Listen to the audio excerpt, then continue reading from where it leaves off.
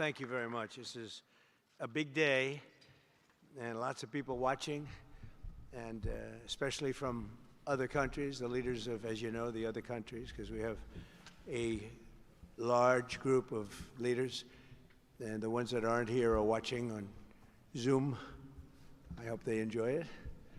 And the press, we appreciate it very much, so respectful. You've been so respectful of what we're doing. What we're doing is very simple, peace. It's called the Board of Peace, and it's all about an easy word to say, but a hard word to produce, peace.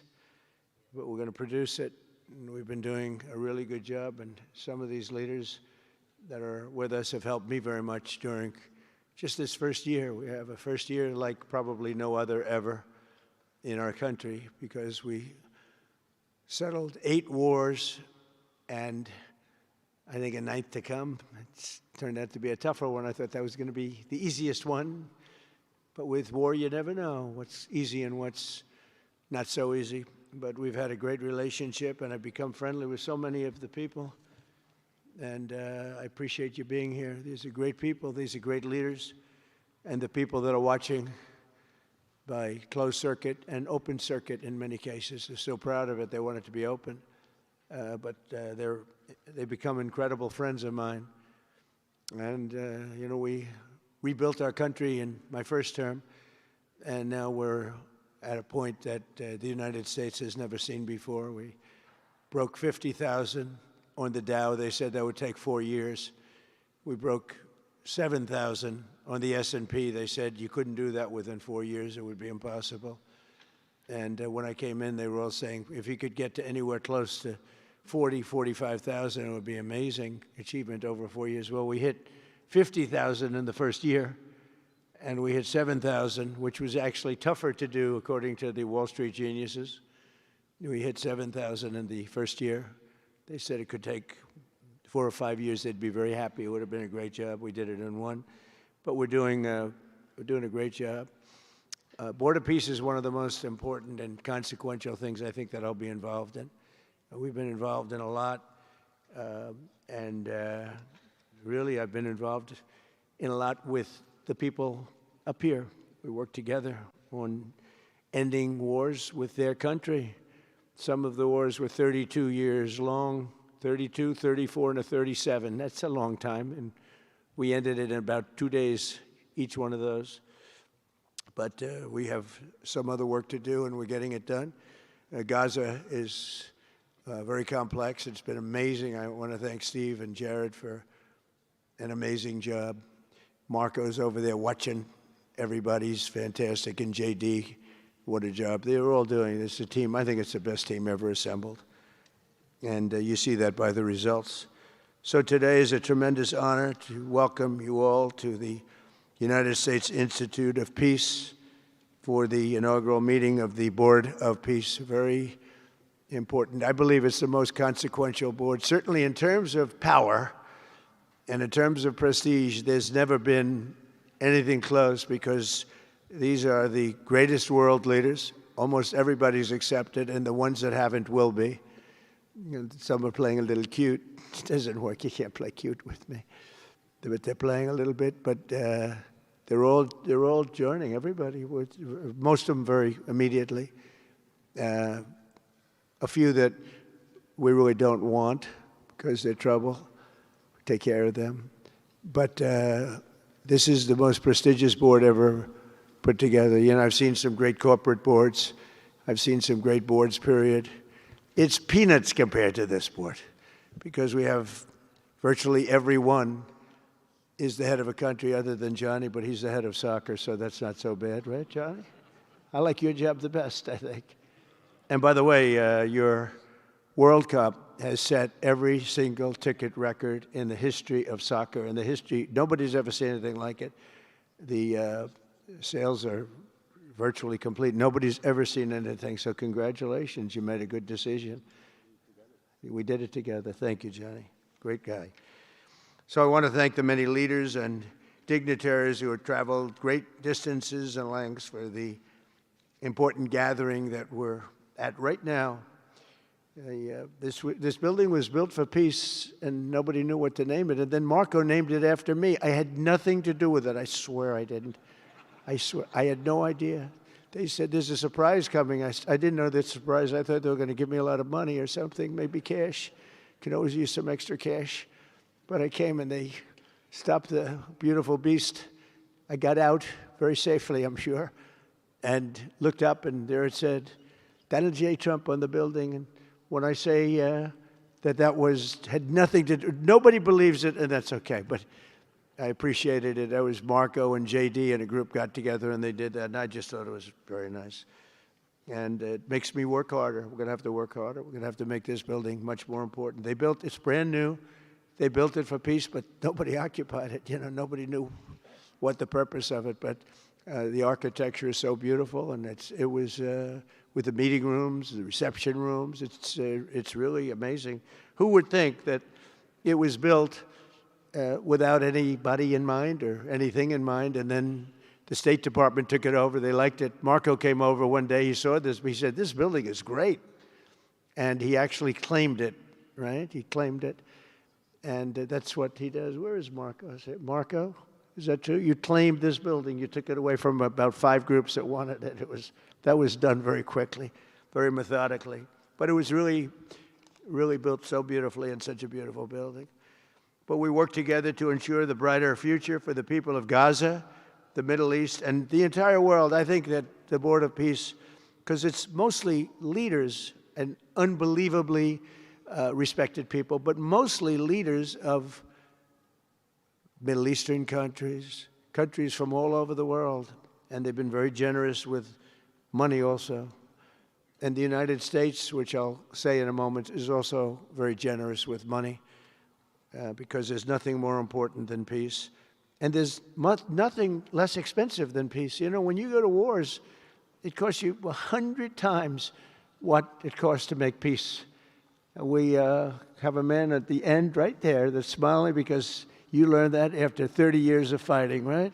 30 years of fighting, we got it done. I want to thank you very much. That was a great thing you did. You and your new friend, they came to my office and they said, I've been fighting for 22 years. Now you're there for 23 years, right? But I've been fighting for 22 years. That's all I've done is fight this gentleman. And his counterpart was there for 7 years. He said, I've been there for 7 years. All I've done is fight this gentleman. And we had it worked out in about 24 hours, right? And it's been a good peace. And I think they've become friends. I'm not sure I'm allowed to say that, but I think so. I think they've become friends, right? Right. Great. Stand up. Stand up.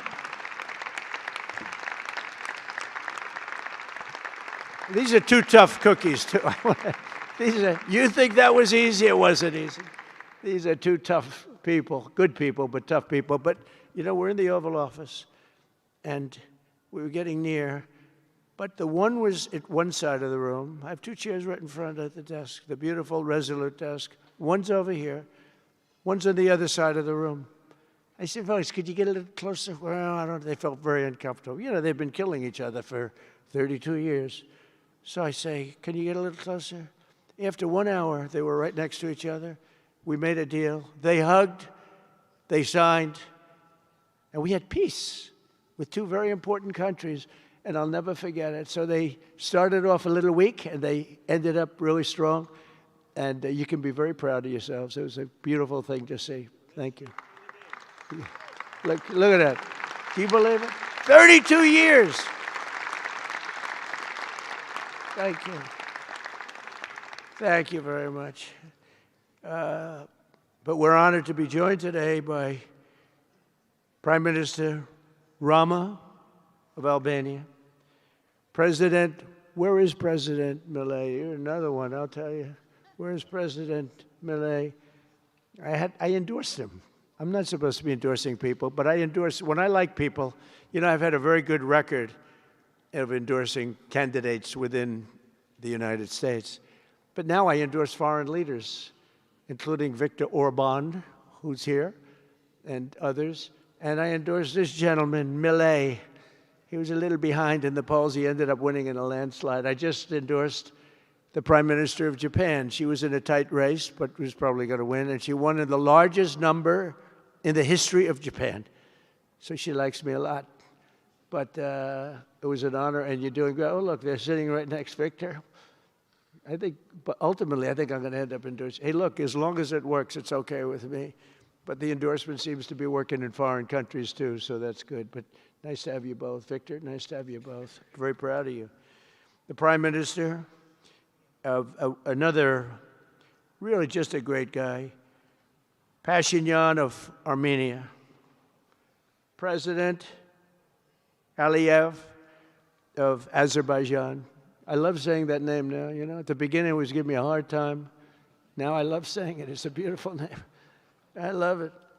His Majesty King Hamad bin Isa Al Khalifa of Bahrain. Bahrain. Thank you. Thank you. Where are you? Where are you? He's so rich, he can sit there. He can sit wherever the hell he wants. You know, he could sit up in the corner. He could sit up top. He might take a piece of this building, Marco. He'll take 25% of the building for about $6 billion. Thank you. And you've been very generous also. We appreciate it. Prime Minister Hun Manet of Cambodia. Raise your hand wherever you may be. Because, yeah, hi, how are you? Congratulations. That was another one, right? We did a good job with that one. Prime Minister Madbouli of Egypt. Thank you very much, and say hello to the General/President. Okay. Prime Minister Orban of Hungary, who has my complete and total endorsement for election. Not everybody in Europe loves that endorsement, but that's okay. He does an unbelievable job. He's done an incredible job on immigration, unlike some countries that have hurt themselves, but they're working on it. But I just want to let you know, you have my total and complete endorsement, and I'm putting it out. I already did, but I'm putting it out again. And you're coming up with an election, and I think you should be good. I'll tell you, Millet did pretty well. He was a little down, right? And then he ended up winning in a landslide, so that's pretty good.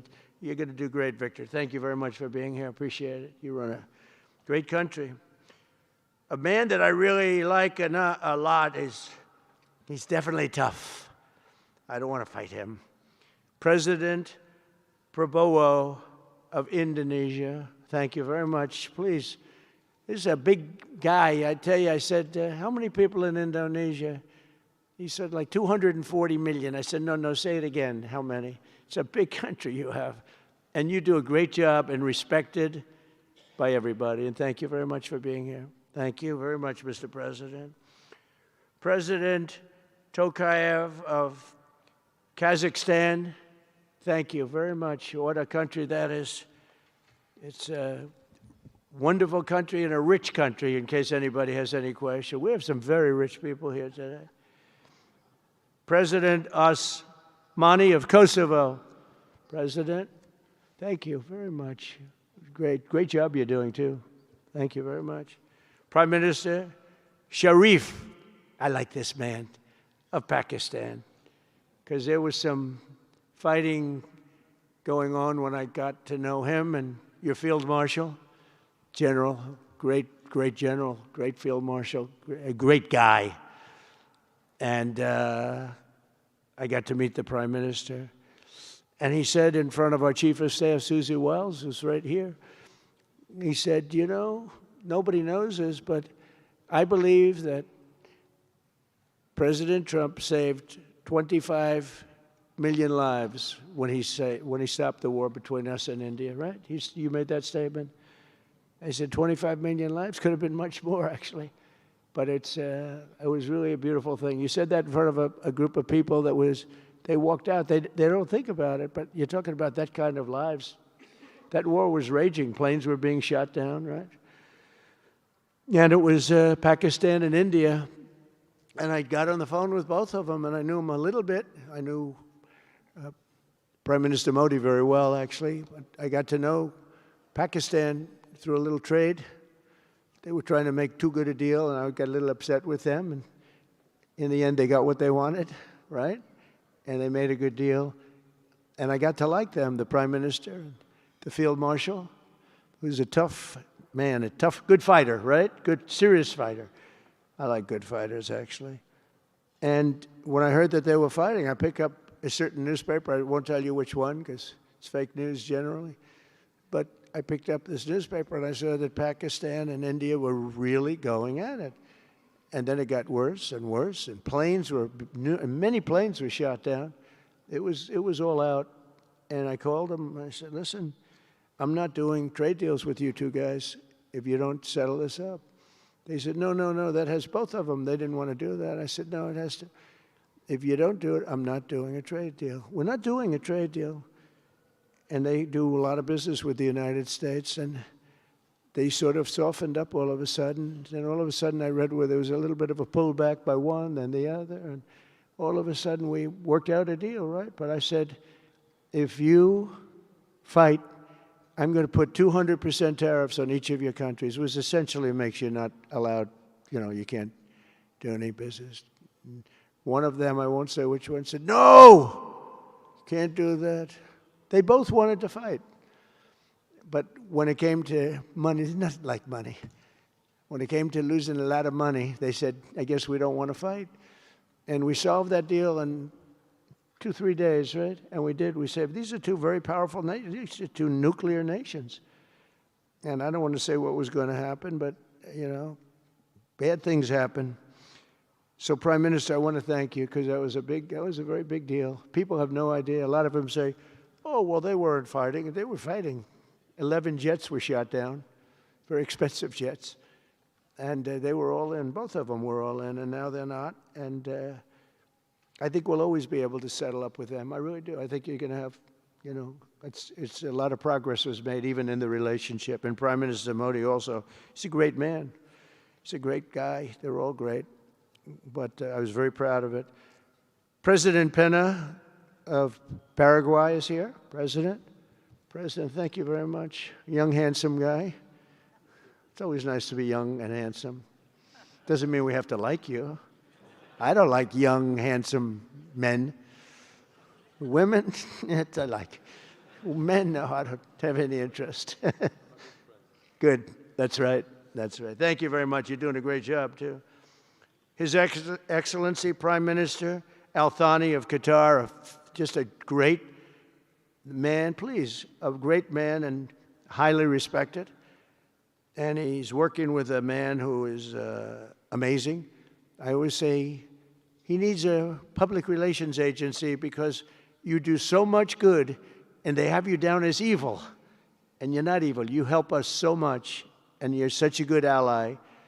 And I just want people to know that. And the Emir is incredible, smart, as smart as you can be, a great leader. And he cares so much for the people. And he cares so much for the Middle East. So I want to thank you very much and send my regards. Your country has been a great help. So, surprising to some of the people writing out there, but now they'll start changing their tune because it's true. I only tell the truth. Prime Minister Don of Romania, wonderful people. The Romanian people are fantastic people, like you're fantastic. And a lot of them come and work in this country and help us in this country, as you know, and it's they are just really, really solid people. President Mirziyoyev of Uzbekistan, who is where? There he is, and a friend of mine. He's got one of the most difficult names in history, but that's okay. It doesn't matter. Your country's doing great. You're doing great. And just no problems. Every time I see him, nope, we're doing good. No problems. And General Secretary To Lam of Vietnam. Vietnam is incredible as a country and as a force. And it's an honor to have you. A really great honor to have you. A lot of respect. A lot of respect for your country. We'll also want to express my gratitude to Vice President J.D. Vance, who is a fantastic man. He's a fantastic talent. He was a great student. He went to one school. He graduated. Most people, if you watch some of the people that were at the event in Munich, they didn't graduate quickly from college. They had everything they could do. There was one young, attractive woman. She was unable to answer questions. And she didn't do so well like J.D. did in college. J.D. graduated in a 4.5-year college in 2 years. And then he went to Yale and he graduated at the top of his class, went to the military grade. But when he went to Yale, there was one person that was marginally ahead of him, so he married her. Can you believe it? He married the person that was ahead. I don't know. I always like to say J.D. was first and Usha was second, because I get a little uncomfortable when I say the. But he's been incredible. He's a brilliant guy and a great guy, and he's been my friend. All of our people, we have a fantastic group of people, our cabinet members, everybody, many of them here.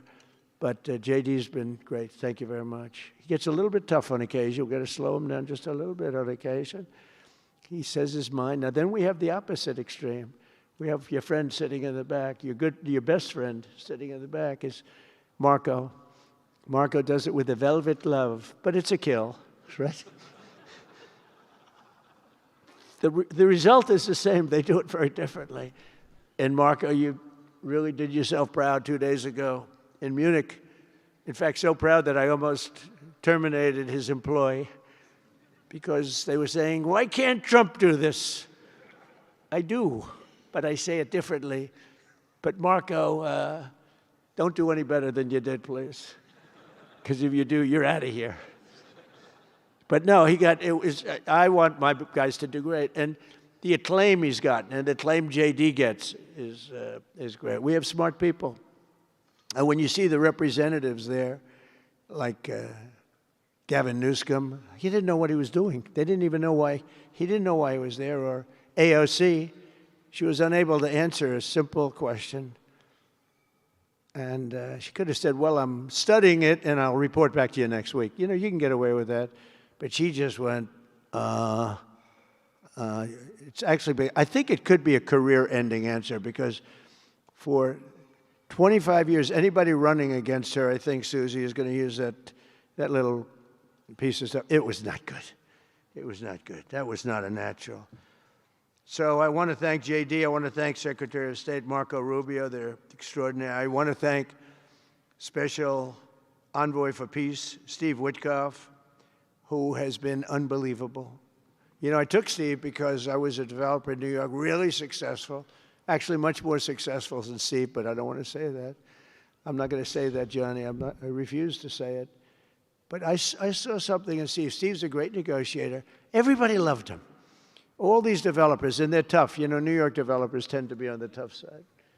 And, you know, most of them hate each other. Like a lot of the people in this room hate each other. You know, it's sort of natural, I guess. But we're bringing love back into the room like the old days. But everybody loves Steve. Every developer, the worst, most evil people, horrible human beings, actually. And they love Steve. So I remember this, and we had some conflicts, to put it mildly, in the world. And I said, Steve, how would you like to be Henry Kissinger Jr. that doesn't leak? And he said, are you a leaker, Steve? No. He didn't even know what the word meant, and it's true. I always say Henry Kissinger, who was one of the great leakers of all time, by the way, Richard Nixon said to him, Henry, who's leaking all this stuff? I don't know, Mr. President. It was Henry. It was like, these are little stories I like telling you. But Steve has been unbelievable. Everybody likes him. Ukraine loves him. Europe loves him. Russia loves him. I mean, there's nothing wrong with this. He goes to see President Putin. Didn't know Putin. I set him up a meeting to see. I said, how's Steve doing? Sir, he's still inside. Oh, that was an hour. I called back. Tell Steve to call me when he's finished. I want to find out what the hell is going on. We want to end that war. Sir, he's still inside. 3 hours, 4 hours. They were together for 4 hours, the first meeting. That's talent. And they get along. I mean, people like or don't like Putin or Zelensky. They get along. Same thing with Zelensky. I mean, they all love Steve, and Steve's doing a great job. That's a tough one. That's a much tougher one. I would have thought that some of the ones that we settled that are up here would have been, I thought this would be easy because I have a very good relationship with President Putin. I have a very good relationship with President Xi. I'm going to be going to China in April. That's going to be a wild one.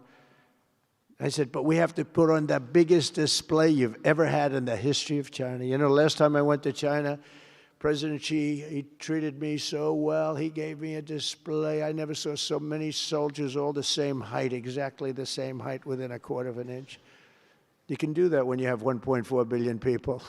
You know, lots of shoulders. Everybody was within about 1/8 of an inch the same height. I said, if they put their helmets down, you could have played pool on the top of their heads. And it was pretty amazing. But I said, you got to top it. He said, I'll top it. We're going to top it. We're going to have a lot of the people, most of the fake news back there is going to be going. So we have, Steve has done a great job. And then a little bit later on, we brought Jared in. Jared was responsible for the Abraham Accords, which is incredible. Nobody else could have done that. A very smart guy. And we're making Jared an envoy also, envoy of peace. They're both envoys of peace. And you couldn't get two. I tell you what, I watch these two guys. I say, at least we're covered from an IQ standpoint. These two guys walk into a room. And but people like them both, you know. They're good people. And they like them both. And they've had some very good meetings. They've had some very interesting meetings having to do with, as you know, Iran is a hot spot right now. And they're meeting. And they have a good relationship with the representatives of Iran. And, you know, good talks are being had. It's proven to be, over the years, not easy to make a meaningful deal with Iran. We have to make a meaningful deal. Otherwise, bad things happen. But we have to make a meaningful deal. But they have a great relationship with the representatives of Iran. They have a great relationship with the other one that they're really working on now. Because so many of these, I mean, as an example, Kosovo, Serbia. I did that one. Could you stand up, if any of you guys are, when you're here, just stand up for a second. Kosovo, Serbia. Stand up. What a job. Thank you very much. We appreciate it. So good. And you're getting along. And when you don't get along, you'll call me, and we'll get it solved, right? We'll get it solved. Thank you very much. Really good. And then again, Pakistan and India. That was a big one. And just, I think you should actually stand. Come, please. Stand just for a second. Pakistan and India, thank you very much. And I spoke to Prime Minister Modi. He's excited. He's watching us right now.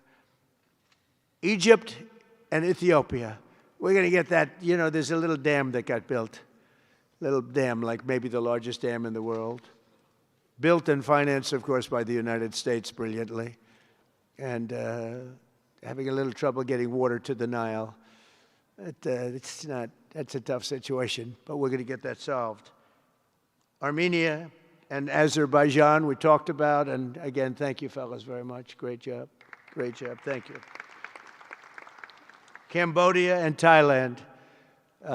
So incredible what you did, that you got together and it all worked out. They're watching right now on closed circuit. Thank you very much, and thank you. That was a big one, Cambodia and Thailand. These are nasty fighters, I have to tell you. These fighters are nasty. Now we talk about, you talk nasty fighter, you're nice guys compared to this. Congo and Rwanda. That was, and we've got them pretty peaceful.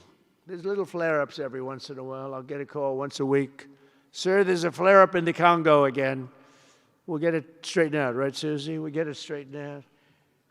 And Israel, as you know, with, you could say Israel and numerous countries if you want to really know the truth, but Israel and Iran, and we'll see where that goes. But when you think of Israel, we've done the biggest thing of all. We have peace in the Middle East right now. That's bigger than people said it couldn't be done. For 3,000 years, they've been talking about Middle East. They said it couldn't be done.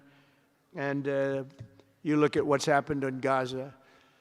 And one of the keys to it was when we took those beautiful, magnificent, we just ordered 22 more of them, updated model. The B-2 bombers are incredible. I never understood the B-2 bomber. I'd watch, it's a wing. And I've never quite understood that, Johnny. I'd look at it, I'd say it was beautiful, but what does it do? It carries very big bombs. And it went into Iran, and it totally decimated the nuclear potential. And when it did, when it decimated that, all of a sudden we had peace in the Middle East, because there was a black cloud hanging over the Middle East, and if that wasn't done, that cloud would have been there. And countries like Saudi Arabia, countries like Qatar, countries like, nobody could have signed. You would have had that threat. Nobody could have had, you couldn't have had peace in the Middle East. So now we may have to take it a step further, or we may not. Maybe we're going to make a deal. You're going to be finding out over the next probably 10 days. But this meeting today is proof with determined leadership, nothing is impossible. When I took office, the war in Gaza was raging with thousands of people being killed and no end in sight. Today, thanks to unrelenting diplomacy and the commitment of many of the great people in this room, we have 59 countries signed up on Gaza. Think of that. We have, it's amazing. But all the people, many, really so many in this room, the war in Gaza is over. It's over. There are little flames, little flames. Hamas has been, I think they're going to give up their weapons, which is what they promised. If they don't, it'll be, they'll be harshly met, very harshly met. They don't want that.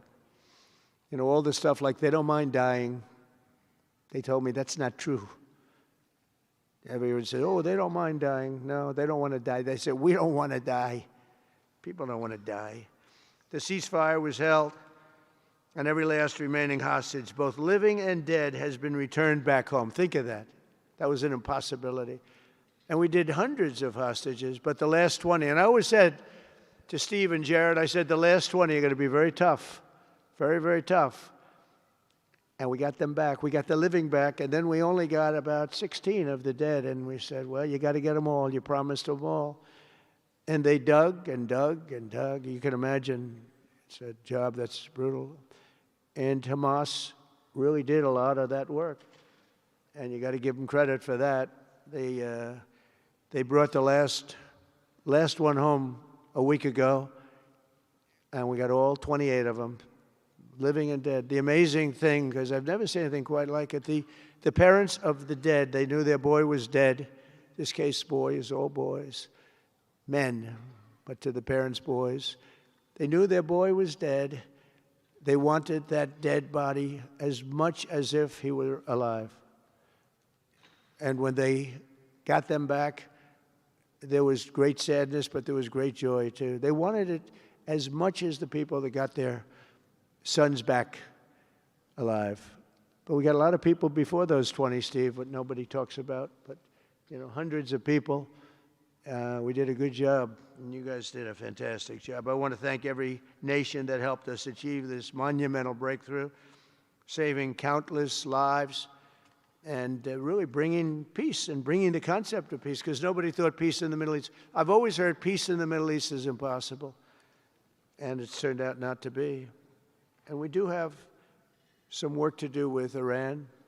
They can't have a nuclear weapon. It's very simple. You can't have peace in the Middle East if they have a nuclear weapon. And they can't have a nuclear weapon, and they've been told that very strongly. Since the hard-won ceasefire of last October, the United States and our partners have facilitated the delivery of vast amounts of humanitarian aid, numbers that nobody's ever seen before. In November, the United Nations Security Council unanimously approved the Board of Peace. And last month in Davos, we welcomed over 24 members to this very important new organization. And we are very closely working with the United Nations. In fact, I'm going to speak to the Secretary General in a little while. He's a good man. And I've had a good relationship. Other than in my last speech, they did turn off my teleprompter. I got up there. My teleprompter didn't work. I'm sitting in front of all of you people and more. I had no teleprompter. I knew I was in trouble because I'm walking up. The teleprompters are over here. I had the most beautiful speech ready. I was all set to knock them dead. First, I had an escalator that stopped. You know that. It's going up. Boom. It's lucky my movie star first lady was in front of me because I put my hand on a certain part of her body, and I was able to stop my fall. Otherwise, because she had no trouble. I said, boy, that was a very sharp stop, Johnny. So I said, that was strange. I've been on a lot of escalators. It's never happened before. Usually it stops very slowly. This was just boom. But our First Lady was right in the proper location for me. I'm waving to people, and she was holding on a little tighter. She knew what was happening. She did. She said, that's a very successful movie out right now. Like, #1. Can you believe this? And she's a big movie star. And I always say it's trouble because I always say there's not room in one family for 2 stars. I told her that. We can't have 2 stars in one family. So I don't know what that means, but it's not good.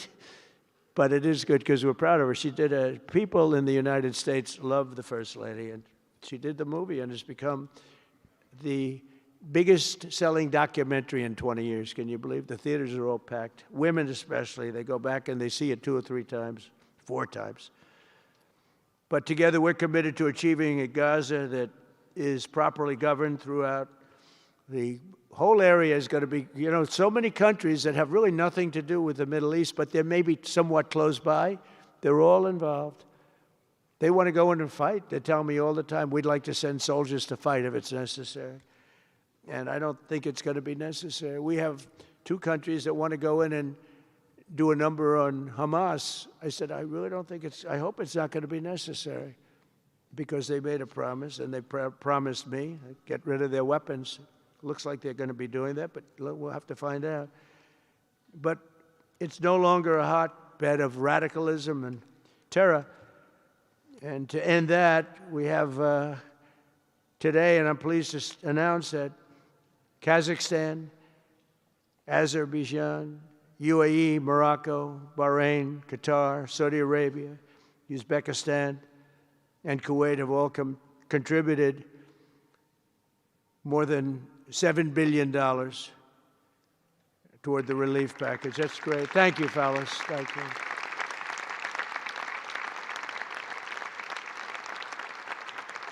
And many more are contributing too, so the numbers are, this just started. This is our first meeting.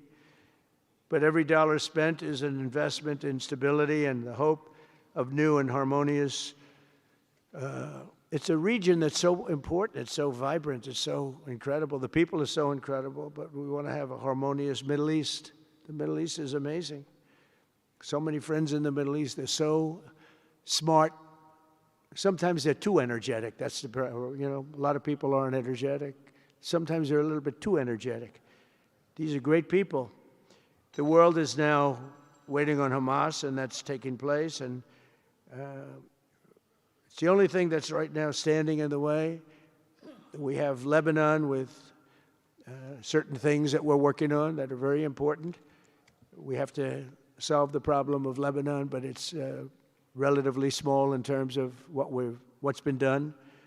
And again, the key was getting rid of the nuclear potential, because Iran would have had a nuclear weapon based on everything we found out since within 1 month. We can't let that happen.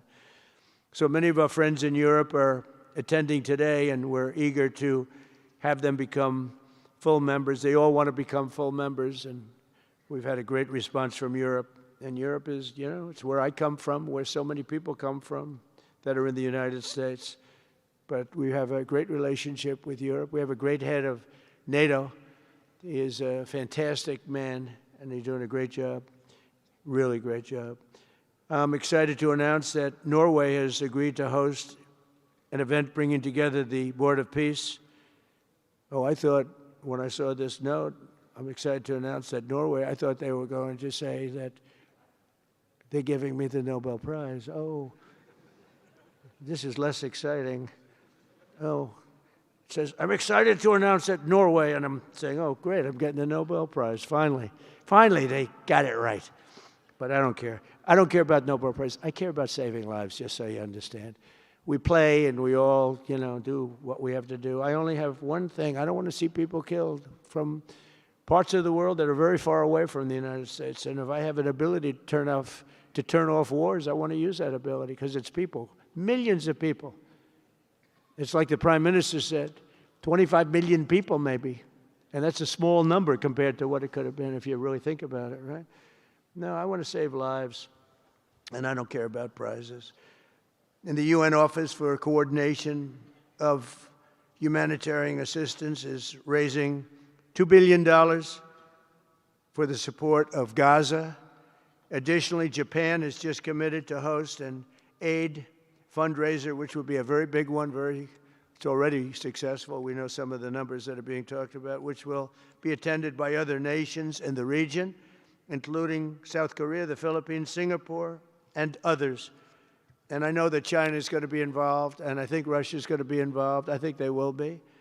I want to have everybody, get all sides, because it doesn't help when you have all sides with one ideology. You have to have everybody together for this.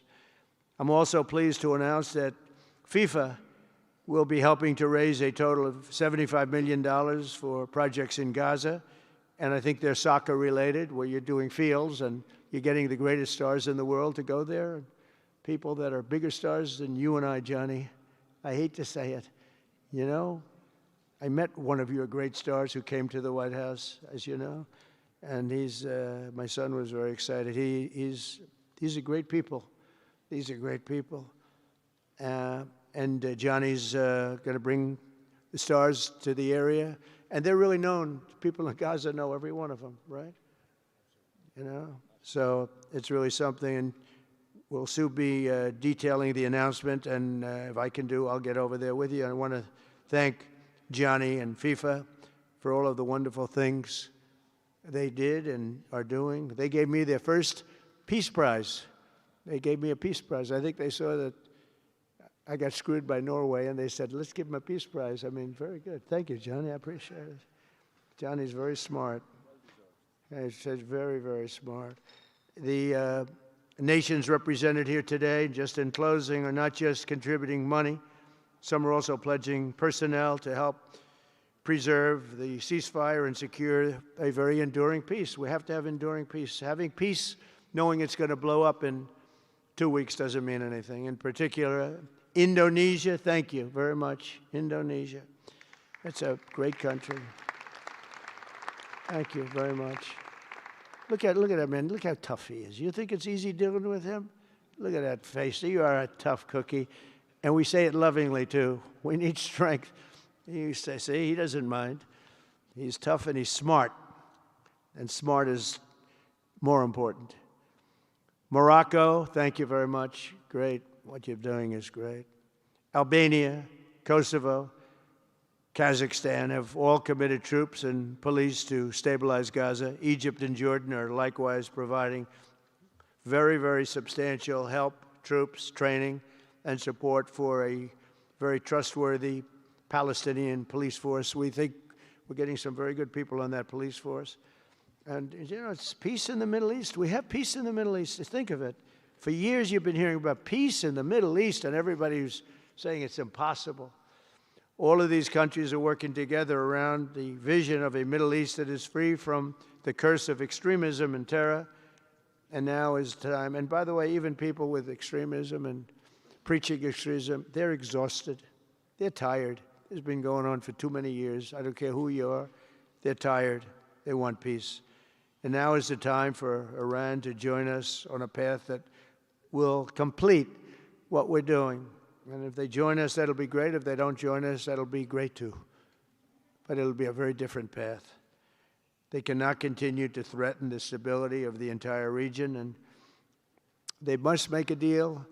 Or if that doesn't happen, I maybe can understand. If it doesn't happen, it doesn't happen. But bad things will happen if it doesn't.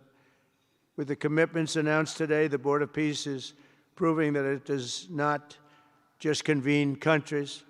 It devises and implements, and real solutions happen. We've come up with solutions. This is so little talk. This is very little talk, all action. First time, it was always talk in the Middle East. People would talk about peace in the Middle East, and then they'd go home and they'd never even think about it again. Nothing would happen. We're providing a model for how responsible sovereign nations can cooperate to take responsibility for confronting problems in their own regions. The Board of Peace is showing how a better future can be built, starting right here in this room. And I want to let you know that the United States is going to make a contribution of $10 billion to the Board of Peace. Thank you.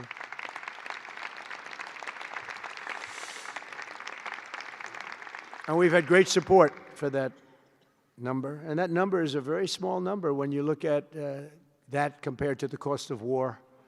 That's 2 weeks of fighting. It's a very small number. It sounds like a lot, but it's a very small number. So we're committed to $10 billion. Together we can achieve the dream of bringing lasting harmony to a region tortured by centuries of war, suffering, and carnage. They say 3,000 years. And hopefully we can lift up the eyes of the world to envision how other intractable conflicts can be settled. So many conflicts, they say, are impossible to settle, and we get them settled. We got, of those 8 that we settled, most of them were said to be not settleable.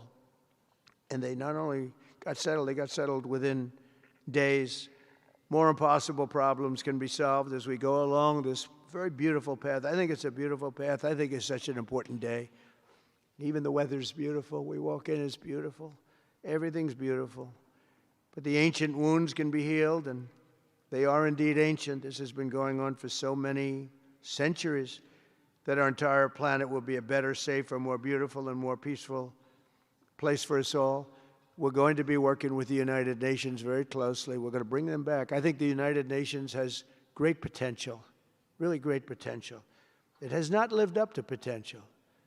The 8 wars, I never even spoke to them about one of them, and I should be speaking to them about all of them. Someday I won't be here. The United Nations will be, I think, is going to be much stronger. The Board of Peace is going to almost be looking over the United Nations and making sure it runs properly. But we're going to strengthen up the United Nations. We're going to make sure its facilities are good. They need help, and they need help money-wise. We're going to help them money-wise. And we're going to make sure the United Nations is viable. And you have some very good people at the United Nations, can do a good job. But as I said, I've said it for years, United Nations has tremendous potential. A lot of people didn't like when I said it. They said, oh, you shouldn't say that because, you know, we don't care about the United Nations. No, it's really very important, and I think it's going to eventually live up to potential. That'll be a big day. So I want to thank everybody for being here. You're my friends. You're great leaders. You're great people. And I can honestly say, you know, you're strong leaders. You're tough leaders in many cases. And every single one that I'm looking at that's right here, I've gotten to know and I've gotten to respect. And really, you're friends of mine. And if I can help you at all, you let me know. But this is going to be something, the Board of Peace will be something that, the likes of which I don't think anybody's seen before. And thank you all very much. It's a great honor. I'm going to ask J.D. Vance to come up and say a few words. Thank you very much.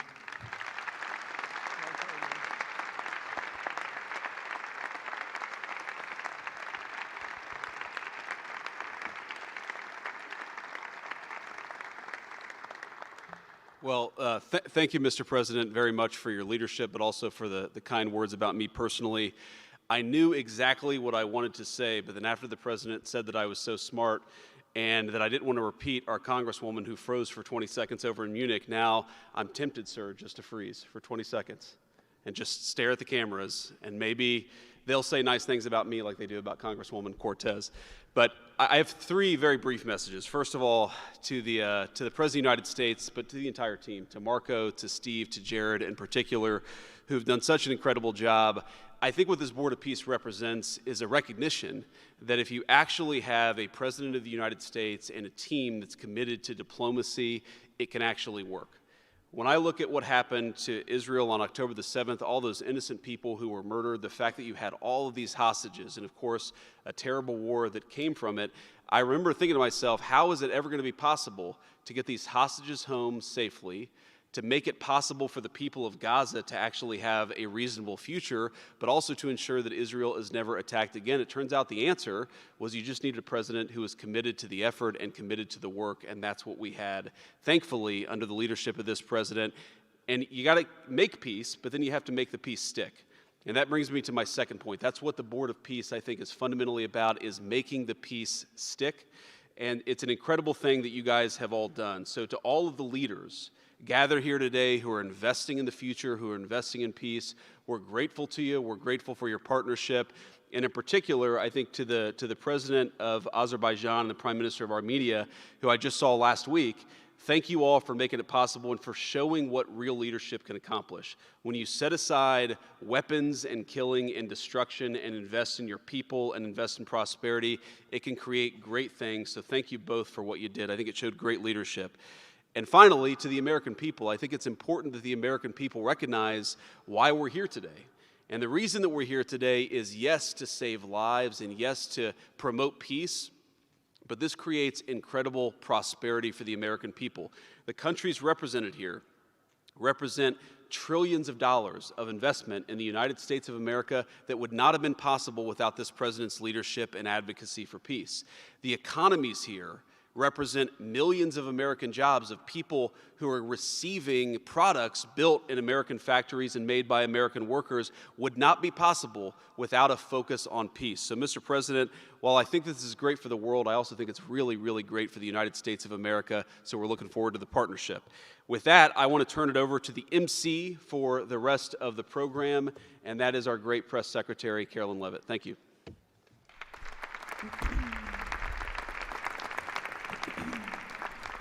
Well, congratulations, Mr. President and Mr. Vice President, for convening the first ever Board of Peace meeting, and we will now hear from our Secretary of State, Marco Rubio.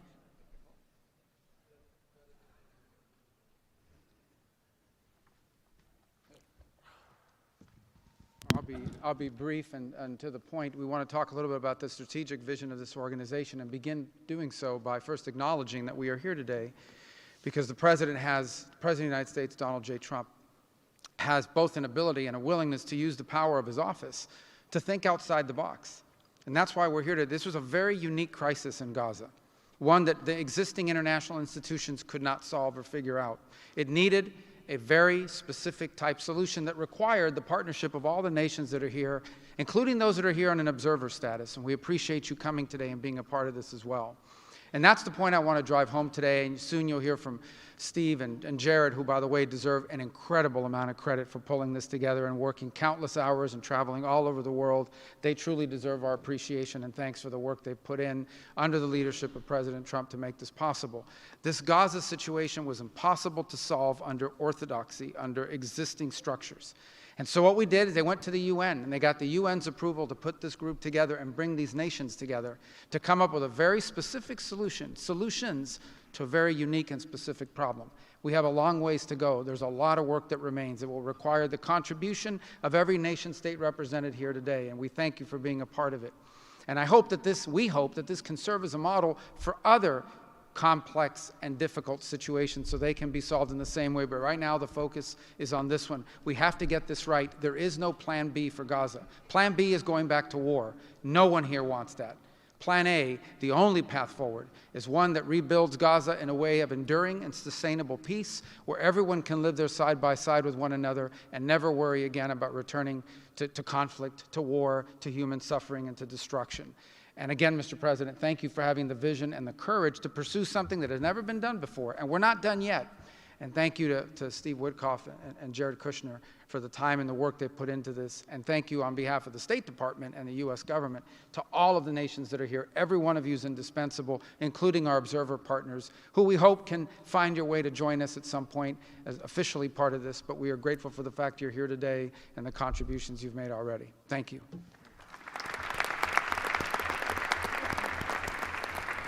Thank you, Marco. We will now hear from our special envoy, Steve Witkoff.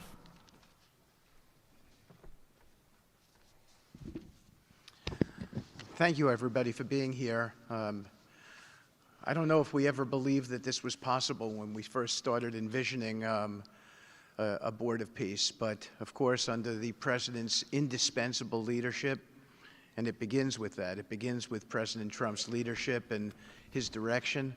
We are here today, and it's pretty amazing. I think we have some people to thank.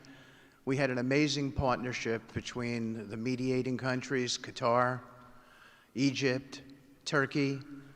Prime Minister Mohammed, you are an exceptional human being. You really are. Ali, thank you for everything you did. That's you right over there, Ali. Wherever Hakan is, Hakan, you were amazing. And so was Ibrahim and President Erdogan, and of course, to the Egyptians, Badr, I know you're smiling because we went through so much, and General Hassan was amazing. We all became friends here, and Prime Minister Sisi, President Sisi, pardon me, and so many others But our team, JD, your insight, your counsel, and Marco, you're an amazing secretary, and it's a privilege to work for you. And Jared, you are my dear friend and the best partner I ever had. You are an amazing person. But Mr. President, it is my greatest honor to work for you. It is the blessing in my life. I've had many blessings. I don't have to be a practicing lawyer anymore, but this is my greatest blessing. But I also have to mention one other person who is important to this discussion. Oh, the Israelis, I forgot. Prime Minister Netanyahu. Without him, much wouldn't have been accomplished as well. And that's really important that we acknowledge him here today, and Ron Dermer.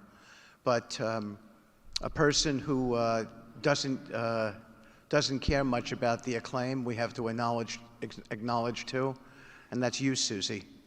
Because I would come back and you would say to me on every trip, what can I do for you? This matters. And you are an inspiration for all of us. So I thank everybody, and let me get on to, am I going on to the next slide? Sure. Caroline? Sure. Okay. So with regard to the hostages, we're here today, again, I say it, I know it sounds redundant, but we're here today because of President Trump. Without him, none of this was possible. There were 251 hostages. 168 came out alive. 83 bodies were returned to their families so that they could grieve and remember their loved ones like in a normal way, in a way that brought their families together. So that was just as important. This was a monumental effort, and I want to tell a story about the president. Every time a hostage family came to visit with us, they were not on the president's schedule. I would walk down to the Oval Office, I would tell the president that there was a hostage family here, and he would say, Steve, bring them up. Every single time. Mm-hmm. And when we got the last 20 out, we had a celebration at the White House, and I could see the emotion on the president's face. And he came up to me and he said to me, I have to tell you, this is my 5th year in the Oval Office, and I don't know that I've ever had a more special time than this moment with these people, seeing them come home.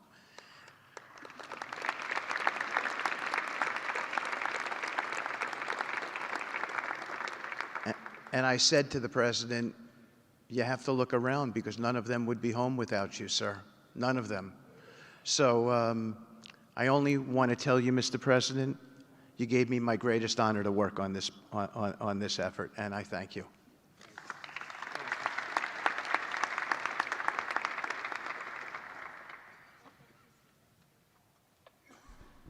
Thank you, Steve. Now you're going to hear directly from the team that has been tasked with implementing President Trump's 20-point plan for Gaza, beginning with our ambassador to the United Nations, Mike Waltz.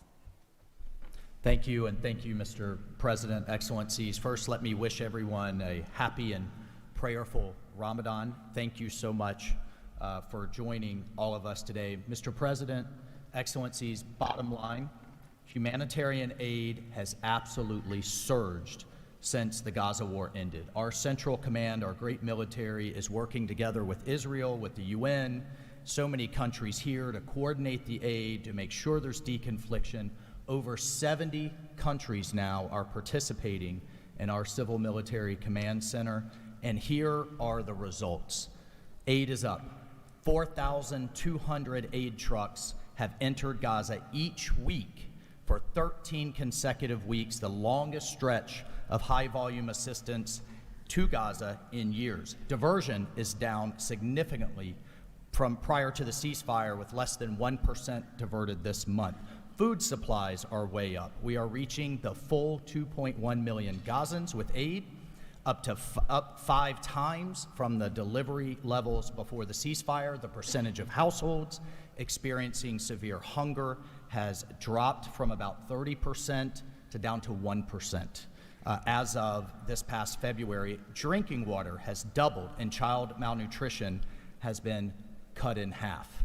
If we could go to the next slide. Mr. President, only under your leadership and this great team could we bring together the United States, Israel, Egypt, Jordan, the UAE, the United Nations agencies. Mr. President, bottom line, like you, this is a board of action, not a board of endless talk or speeches, and these results are a true testament to your leadership and the leadership of this great team. We are saving lives, and it's an honor to be a part of it. Thank you, Mr. President. Dr. Ali Shaith. It is my honor to be here representing the National Committee for the Administration of Gaza. Thank you, President Trump, for your leadership, for your continued efforts. A new governing authority is now in place for Gaza, with a clear mandate and a clear commitment to establishing development and stability. However, we are operating in extremely difficult conditions. Large parts of Gaza Strip are severely damaged, destroyed actually. Humanitarian needs are acute.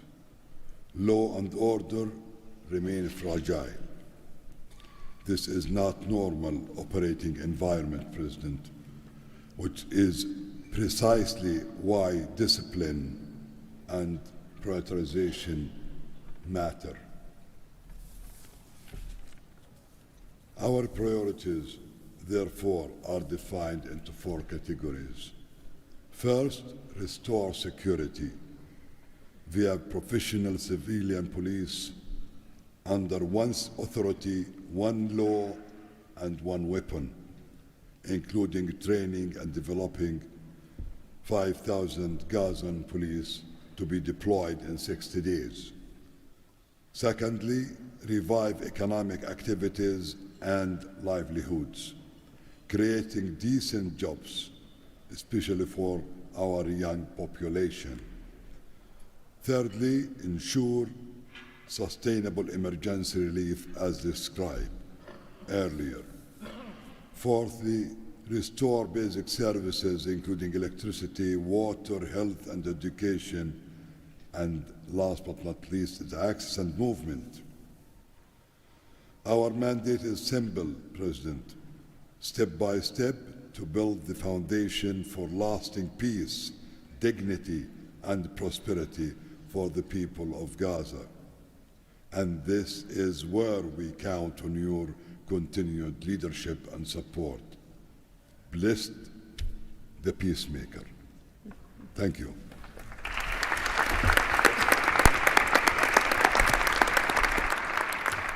Thank you. Now Nick Mladenov. Thank you, Caroline, and thank you, Mr. President. Today, we're very happy to announce that we're creating the Office of the High Representative for Gaza of the Board of Peace, which will be there to support, to guide, and assist the National Committee for the Administration of Gaza, hopefully removing the roadblocks that they will be facing in taking over civilian and administrative control of the Gaza Strip. We plan to work in full transparency under the guidelines of and supervision of the Board of Peace and the Executive Board. And of course, we will do that in great coordination with the Israel and with the Palestinian institutions, who we both require to make this work on the ground. And certainly with my very good colleague here, General Jefferson, the International Stabilization Force that is coming together. Mr. President, if I can actually use the opportunity to announce some breaking news that as of this morning, we started the process of recruiting Palestinian police force that Ali was just referring to. And just in the first few hours, we have 2,000 people who have applied to join a new transitional Palestinian police force to be formed in Gaza under the authority of the National Committee with the support of the Board of Peace, trained in Egypt, where we have received an excellent proposal of how to do that forward. And this is critical to what we need to do as we begin this process. And if we may move to the second slide. It is this Palestinian security force under the authority of the National Committee for the Transition Period that will allow us to ensure that all factions in Gaza are dismantled and all weapons are put under the control of one civilian authority. The only way to do that is the full implementation of the 20-point plan and the UN Security Council resolution, which binds us all to make sure that that is the way forward.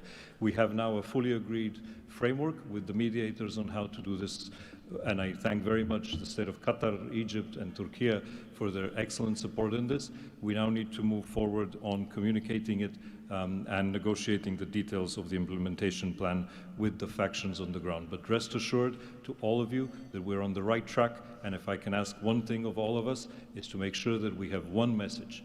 There is no other option except the full demilitarization and decommissioning of all weapons in Gaza for reconstruction to begin and for people to have a new way of life going forward. Thank you.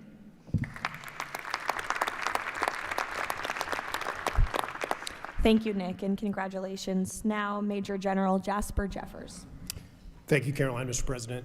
It's an honor to be here today as the ISF commander. The ISF will do two things: stabilize the security environment in Gaza and enable civilian governance as established by the National Committee. For the last few months, we've had a team on the ground of U.S. military experts preparing the infrastructure for the ISF. This team's already operating from a combined joint operations center that's going to be the headquarters for the entire ISF. As you can see on our map, our plan is for the ISF to be assigned in 5 different sectors, each sector receiving 1 ISF brigade. In the short term, we plan to deploy to the Rafah sector first, in addition to the training of police. Midterm objective is to continue to expand, sector by sector, all moving to our long-term 12,000 police and 20,000 ISF soldiers. I'm incredibly pleased to announce today that the first 5 countries have committed troops to serve in the ISF: Indonesia, Morocco, Kazakhstan, Kosovo, and Albania. And 2 countries have committed to train police: Egypt and Jordan. I would also like to announce that I have offered and Indonesia has accepted the position of Deputy Commander for the ISF. With these first steps, we will help bring the security that Gaza needs for our future prosperity and enduring peace. Thank you.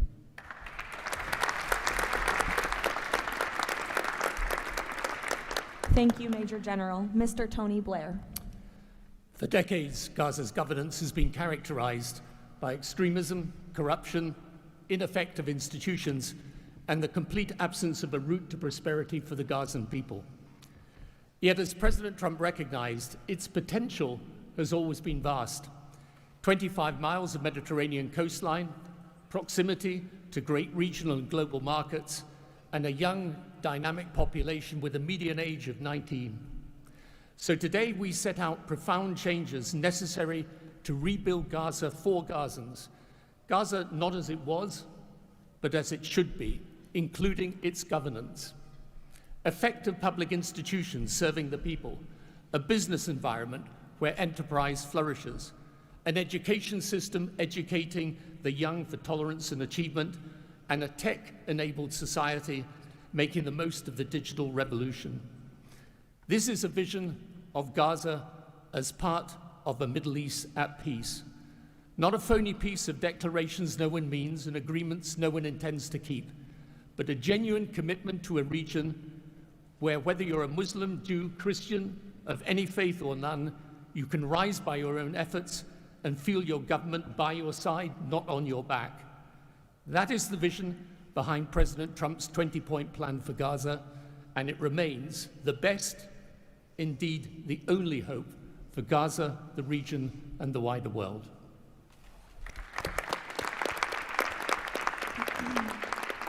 Thank you. Mr. Yakir Gabay. Hello, everybody. Thank you, Mr. President. Gaza is destroyed. We assembled here on this historic day with common vision to rebuild Gaza for the next generations. Our mission is to recycle and remove 70 million tons of rubble and UXO and hundreds of miles of tunnels, arrange for the population fast temporary housing, in parallel to start construction of infrastructure and permanent housing. We have a detailed master plan for housing and infrastructure of modern schools and hospitals, manufacturing and agriculture, roads and trains, water and energy plants, logistic hubs, telecom, tech and data centers, sports and leisure facilities, seaport, and airport, and much more. We lined up many regional contractors who build housing for millions of people in the Middle East. They will join the massive redevelopment with competitive pricing. The funding is ready and will be invested in a free economy. The local population will build their own cities, which will create hundreds of thousands of jobs and will revive the economy. The Gaza coastline is 26 miles long. It can be developed as a new Mediterranean Riviera with 200 hotels and potential islands. The value goes to the Gazans through the Gaza Sovereign Fund. This plan is all subject to a full disarmament of Hamas. Thank you very much. Together we will make this vision into a reality.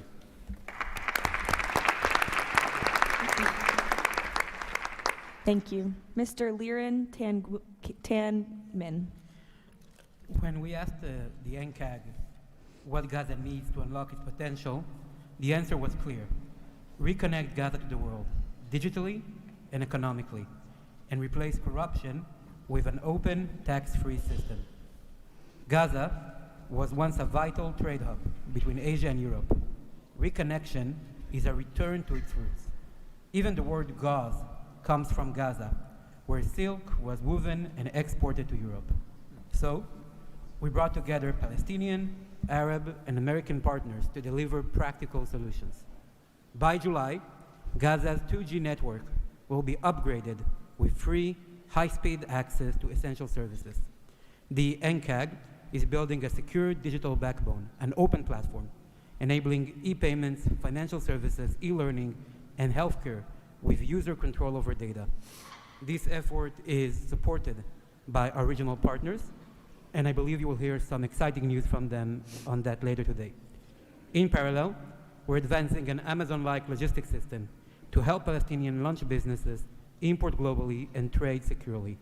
This will lower prices, drive growth, and help transform Gaza into an open, transparent, corruption-free economic zone. Thank you. Thank you. Mr. Mark Rowan. Mr. President, distinguished leaders, the goal is simple. Take the momentum all of you have provided and build it into something that is not just temporary relief, but something that provides a long-term foundation that will enable many of the goals we've spoken about today to be achieved. We plan to do this by gathering Gaza's productive assets in one unified structure. This will allow independent, professional, conflict-free management of the resources to benefit the Gazans. This will also enable expeditious planning and zoning and not fragmented projects that do not contribute to an economic whole. The potential here is tremendous, but it has to start somewhere. The start is in Rafah, where, as you heard, that will be the first place security is deployed. The plan is 100,000 homes for 500,000 residents plus $5 billion of infrastructure. Over time, 400,000 homes for the entirety of the population with more than $30 billion of infrastructure. Let me put it in financial terms. This is not a problem of money or collateral. This is a problem of peace. The coastline alone, $50 billion of value on a conservative basis. The housing stock, more than $30 billion as rebuilt. The infrastructure, more than $30 billion. $115 billion of value. It just needs to be unlocked and financed. Great. Thank you. Mr. Ajay Banga. Thank you, Caroline, and thank you, Mr. President. All this requires money. And so when the UN Security Council resolution got passed, we set about creating the Gaza Reconstruction and Development Fund at the World Bank. It's housed there. The World Bank's role is that of a limited trustee. We manage the donor contributions coming in of the type that the President said a little earlier in his opening remarks. And then we help to manage that money while it stays with us. And under the direction of the Board of Peace, we disperse the money for reconstruction and development projects in Gaza. This fund is ready to receive the donations that he spoke about just a little while ago. The second part of the story is that you as donors deserve the right to know that the money is being used in a transparent way. We are helping along with the Board of Peace, which takes the ownership of ensuring that the right kind of financial, legal, and oversight mechanisms are being put in place. We've even assigned a financial controller from the World Bank on a secondment basis to the Board of Peace to ensure that we can try and help build the best standards in this process. Now, this is just the beginning. This work is going to need 2 or 3 things that the World Bank Group can bring to the table. The first is leveraging of public finance. Because of our AAA rating, we have the ability to leverage private bond money to help to create the resources we need to do what Mark just talked about. The second is we can de-risk private investing. And the third is we have people on the ground and expertise and knowledge of doing this kind of work in other markets. We want to be not an armchair critic of a process, but an active participant in giving Gazans and people in the region the opportunity of the lives they deserve the one time we get the chance. So thank you again.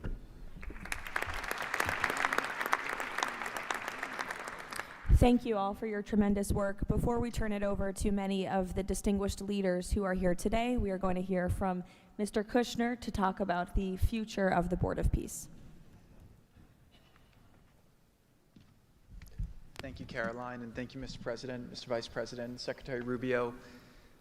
We cannot change the past, but I think that what you're seeing today is that we can potentially change the future if we focus and do this in the right way. We tried to structure this meeting like a proper board meeting, like we do in the private sector, where we have all the preparation, we get the right people together, and we really report on what our challenges are, what the opportunities are, and what are the approaches. What you've seen today is just a small sample of the work that's been done, and I really want to thank the entire team that's worked so hard at this. A lot of these people are volunteers. They're doing this not for any personal gain. People are not personally profiting from this. They are really doing this for their children and for their grandchildren and because they want to see peace. One small anecdote is Liran said to me, "Are you sure I should be presenting? I'm a Jewish Israeli and I'm working on Gaza and all these things." And I said, "That's exactly why you should be presenting today." If Jews and Muslims work together, Israelis and Palestinians with Americans and English and Bulgarian and people from all around the world, then we can kind of join on a common goal, which is peace and togetherness, and that's really what we've done. I want to thank President Trump.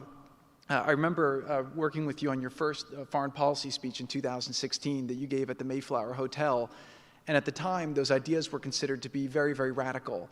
What I saw as somebody who didn't have any foreign policy experience were just common sense ideas. Why can't the world be better? Why can't there be peace? Why can't there be more prosperity for all people in all ways? And I think over the last decade, you really have changed the way that the world thinks about a lot of these things. And I think that this organization is bringing a new approach and new ideas and new people together in order to effectuate it. I'd really like to thank all the countries that joined on very early.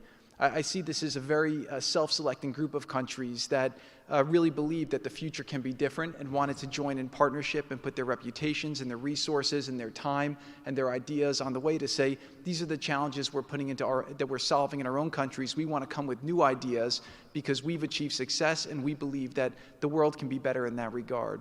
So I don't have to go through these slides in great detail, but we've secured today, even without the president's amazing commitment, over $7 billion. As Mark said, we don't really have a resource issue here, although we are going to need everyone's support. We just need to be executing and doing this in a good way. We've dealt with the humanitarian issue. We've returned the hostages. But the one final thing I just want to talk about as well from our perspective is that the President Trump in his heart wanted to get the hostages home, but he also really wanted to help the people of Gaza. He saw the suffering that they were enduring, not through fault of their own, because of the bad leadership that they had, the situation they were born into. The war was a horrific, horrific situation. And I think through this process, thanks to Ali and the committee, we are now here to fully support the committee. We are here to help the people of Gaza, to lift them up and give them every opportunity to succeed. And we really see this as a partnership with them and with the Israelis to see if we can create an environment that can be peaceful, that can be functional, that can offer people the opportunity to really live a better life. And I think you've seen some of the work today, and hopefully we'll be successful. Like I said the last one, failure is not an option, and we have to really push forward and keep finding ways to succeed with this. So really thank you, President Trump, Vice President Vance, and Secretary Rubio, and obviously Steve, who's been, like he said about me, I feel just about him. Working through all these challenges has been an absolute honor and a pleasure with you, and I've really been very lucky to have your partnership. So really thank you all, and I'll give back to Caroline. Thank you. Thank you, Jared. The war Hamas began has left. The war Hamas began has left Gaza in ruins. Yet from these ruins, a new future will rise. President Donald Trump unparalleled achievements in just few months. The United States, together with key regional and global partners, has signed the 20-point Gaza Peace Plan, a blueprint for security, peace, and prosperity. All the hostages returned, the living ones to their homes and the deceased to burial. Ceasefire is stable and the killings from both sides reduced by 99%. The United Nations Security Council approved the establishment of the Board of Peace chaired by President Donald Trump, a governing body dedicated to providing security, infrastructure, and homes for Gaza's people. Ushering in the new dawn for Gaza, the new Palestinian Technocratic Government of Gaza, the NCAG, was elected with consent of all parties, including the Palestinian factions, Israel, and the Arab countries. Rafah border crossing with Egypt was open. The NCAG will secure the disarmament of Gaza to ensure one authority, one law, and one weapon. The United States and its partners, in coordination with the World Bank, are pledging billions of dollars to rebuild Gaza. Safe areas are being established in Rafah and later across the Gaza Strip, where families can receive shelter, food, health care, and education. In Rafah, Gazans will build their first new city. The NCAG, with the Board of Peace, will expand development across the entire Strip, employing hundreds of thousands in reconstruction and business activity. Transportation, water, and energy systems will be restored, and a modern economy will begin to emerge. Children will return to classrooms with a curriculum that promotes tolerance, dignity, and peace. Our goal by year 3, Rafah fully rebuilt, unemployment curbed, and Gaza connected to the world through an Abrahamic gateway, linking it with Egypt, Israel, Jordan, Saudi Arabia, the UAE, and extending to India and Europe. By year 10, Gaza will be self-governed, integrated into the region with thriving industries and housing for all. This is the framework for Gaza's rebirth: secure, prosperous, and peaceful.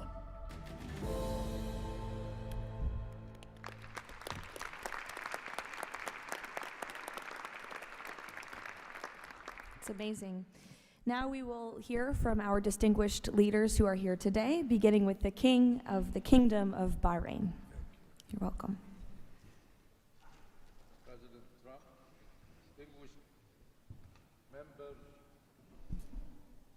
of the Board of Peace, it is an honor to participate in this inaugural meeting of board convened by President Donald Trump. I take this opportunity to extend my heartfelt congratulations on this worthy and timely initiative. The meeting comes during the holy month of Ramadan, where we will pray to Almighty God that our endeavors will bring peace, security, prosperity to the world. As a founding member of the Board of Peace, the Kingdom of Bahrain recognizes and endorses the tremendous potential of this body, the extraordinary drive of its chairman, and his sincere efforts to unify nations in our common objectives of fostering and enduring peace for the Middle East.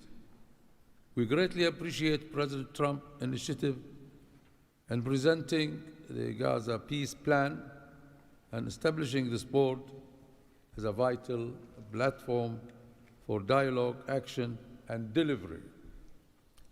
As we embark on this historic journey together, we urge all peace-loving nations, organizations, and groups to actively engage in the successful implementation of the second phase of the Gaza peace plan.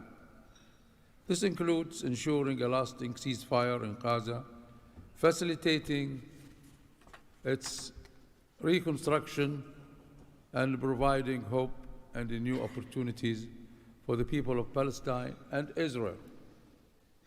This inaugural meeting of the Board of Peace marks an extraordinary and pivotal chance to envision a new future to Gaza, one that emerges from the ruins of conflict to building a landscape of security, aspiration, hope, and opportunity for its people. And reaffirming our commitment to this vision, the Kingdom of Bahrain has contributed the funds towards the operations and administration of the Board of Peace, and today we announce our readiness to provide the necessary infrastructure and skills to establish an effective government digital services platform for Gaza.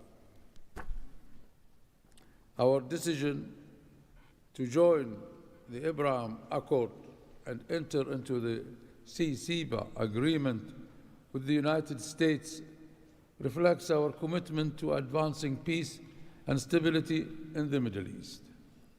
The United States' historic and ongoing presence in our region has served as a positive force for stability, and we remain dedicated to strengthening our partnership. We look forward with optimism to working with the Board of Peace and all of our international partners who share our ambitions for a brighter future for all. Thank you, Mr. President.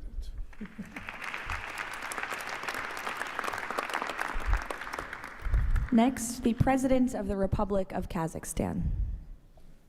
Dear Mr. President, ladies and gentlemen, our meeting here at the Donald Trump U.S. Institute of Peace comes at a moment when decisive and pragmatic actions matter most. In fact, it's about making durable peace through practical, target-oriented measures, but not through endless conferences with wishful resolutions. Mr. President, your clear vision and far-sighted approach to promoting global peace and stability has inspired my country to join the Board of Peace.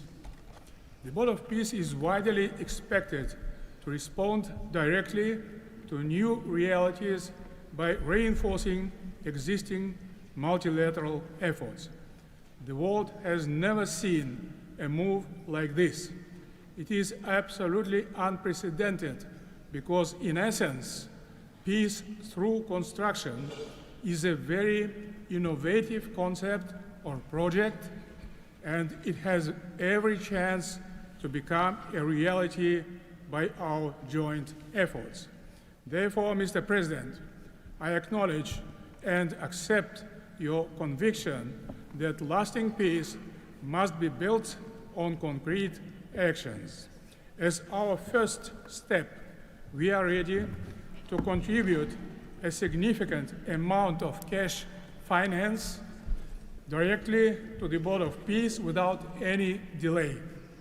Kazakhstan is also keen to be part of the restoration and construction process through international companies with strong credentials.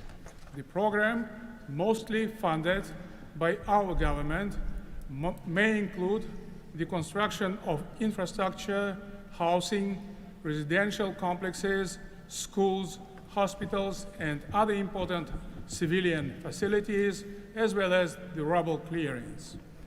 We pledge to fully accomplish our financial commitment toward the board. As one of the world's major producers of wheat, Kazakhstan is ready to provide humanitarian assistance to enhance food security in Gaza and beyond. Kazakhstan plans to provide 500 scholarships to Palestinian students to pursue academic programs in our universities over a 5-year period. We can share our internationally recognized e-government expertise and other digital solutions. Kazakhstan is willing to support the ISF by deploying military units, including medical units, and sending our observers to the Civil Military Coordination Center. Sustainable development in the Middle East requires new ways to promote peace, cooperation, and trust across the region. That's why Kazakhstan has joined the Abraham Accords. This crucial move is fully aligned with the noble mission of the Board of Peace. Both of them may constitute a solid basis for joint efforts to promote peace and security in the Middle East and to foster economic, humanitarian cooperation in the region and even beyond. Given the global nature of the board's agenda, Kazakhstan is committed to providing practical support, including through hosting meetings at different levels and scales. I also would like to propose to establish a special President Trump's Award of the Board of Peace to recognize his outstanding peace-building efforts and achievements. I am confident, Mr. President, that under your strong leadership, the Board of Peace will successfully deliver its great noble mission. Thank you. Next, the President of the Republic of Uzbekistan. Уважаемый господин президент Трамп, ваше превосходительство, позвольте выразить искреннюю признательность президенту Соединенных Штатов Америки Дональду Трампу за созыв инаугурационного заседания Совета. Несомненно, сегодняшний саммит – это результат политической воли и прагматизма президента Трампа. Узбекистан поддержал миротворческую инициативу о создании Совета мира и твердо заявил о намерении принять практическое участие в ее успешной реализации. Убежден, что работа Совета позволит сформировать благоприятную обстановку для экономического и социального восстановления сектора Газа. При этом любой механизм внешнего управления должен непременно опираться на внутреннюю поддержку населения сектора. Скоординированные усилия всех сторон позволят обеспечить устойчивость постконфликтного процесса и создание условий для скорейшего восстановления Газы. Подчеркну, что Узбекистан готов внести посильный вклад в возведение жилых домов, детских садов, школ и больниц. Уважаемые друзья, символично, что нынешний саммит проходит в Институте мира имени Дональда Трампа. Наша встреча является ярким проявлением международной солидарности, миротворчества и общего стремления к улучшению ситуации на Ближнем Востоке. Мы должны использовать эту историческую возможность для построения новой Газы с процветающей экономикой и достойным условием жизни для всего населения. Благодарю за внимание.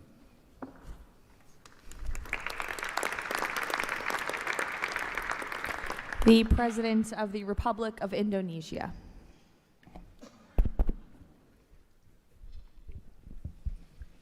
President Trump, distinguished delegates, Indonesia, from the first day that we studied President Trump's 20-point plan, we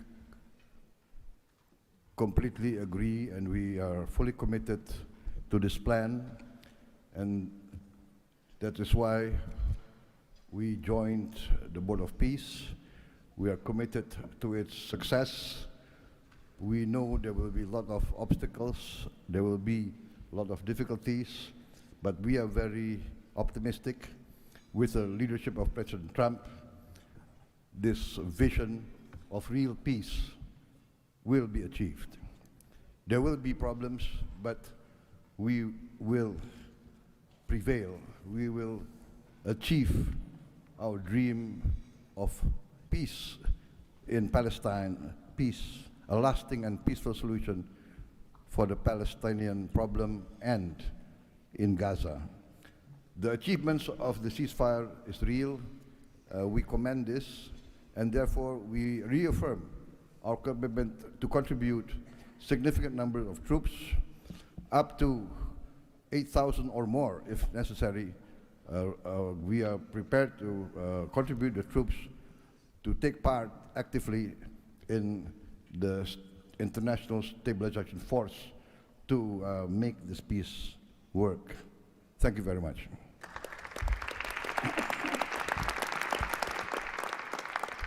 The President of Romania. First of all, President Trump, thank you for convening this very important meeting. And thank you for your involvement and leadership for the peace plan in Gaza, a peace plan that have been comprehensive and stable, and also for your efforts and results in other parts of the world. I think everyone desires peace, stability, prosperity in Gaza, but the question is how to act for. And it's why this meeting and this format is important. What Romania can do, first, on the humanitarian situation, we can increase the number of flights in order to extract children with disease and to treat in Romanian hospitals. We've done already, and we can do for 1,000 children and 4,000 family members. Secondly, we had a good expertise in emergency response system like ambulance, fire systems, and we can help in order to rebuild that system, and we can donate some equipment. Third, we already offering some scholarships for Palestinian students, and we can extend the program, and we can help also to rebuild, refurbish the schools in Gaza. And fourth, I think the most important, we had also some expertise. We can help to rebuild the institutions, like police, like justice, like public administration. We have done that in other parts of the world, so we have some expertise. We can contribute with experts, with trainers. And also it's important to say that we have traditionally good relation with the Jewish people and with the Palestinian people, so it will help. So we can count on us. Thank you. The Prime Minister of the Republic of Albania. Thank you for inviting me to be part of this journey, Mr. President. The fully aligned bipartisan vote of support this initiative received in our parliament speaks for itself about how honored Albania is to be a founding member of this new organization. Many in Europe say the Board of Peace is meant to substitute the United Nations.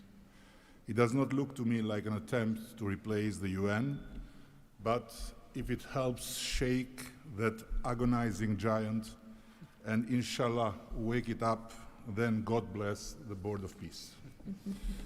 Mr. President, we commend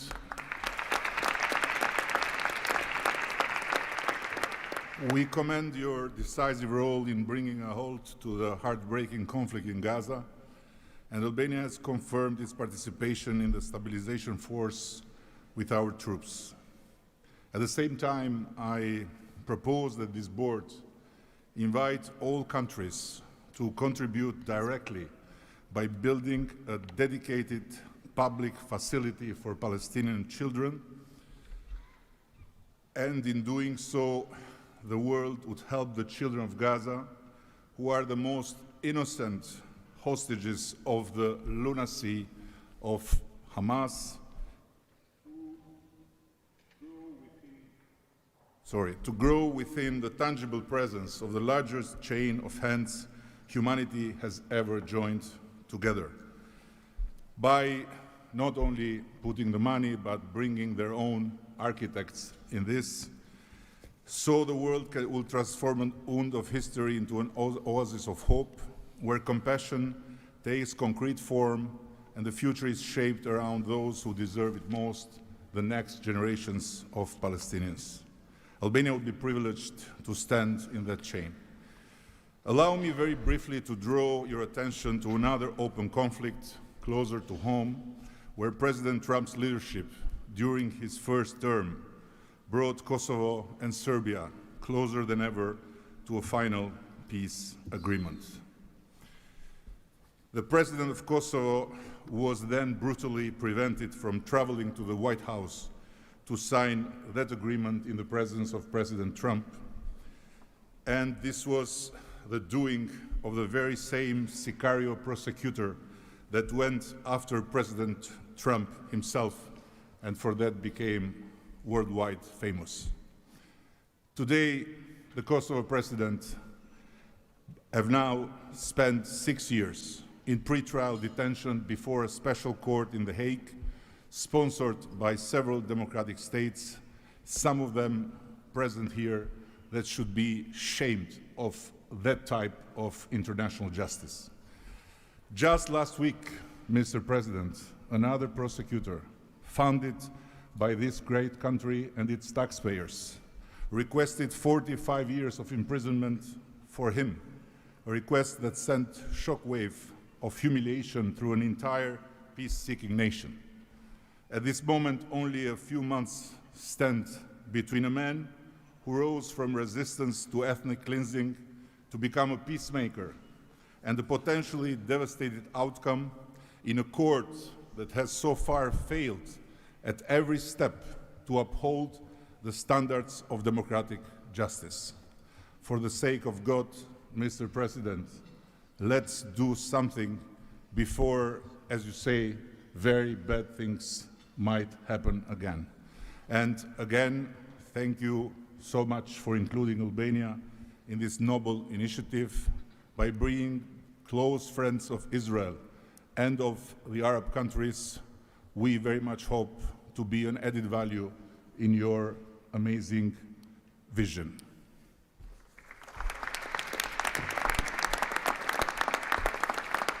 Next, the Prime Minister of Egypt.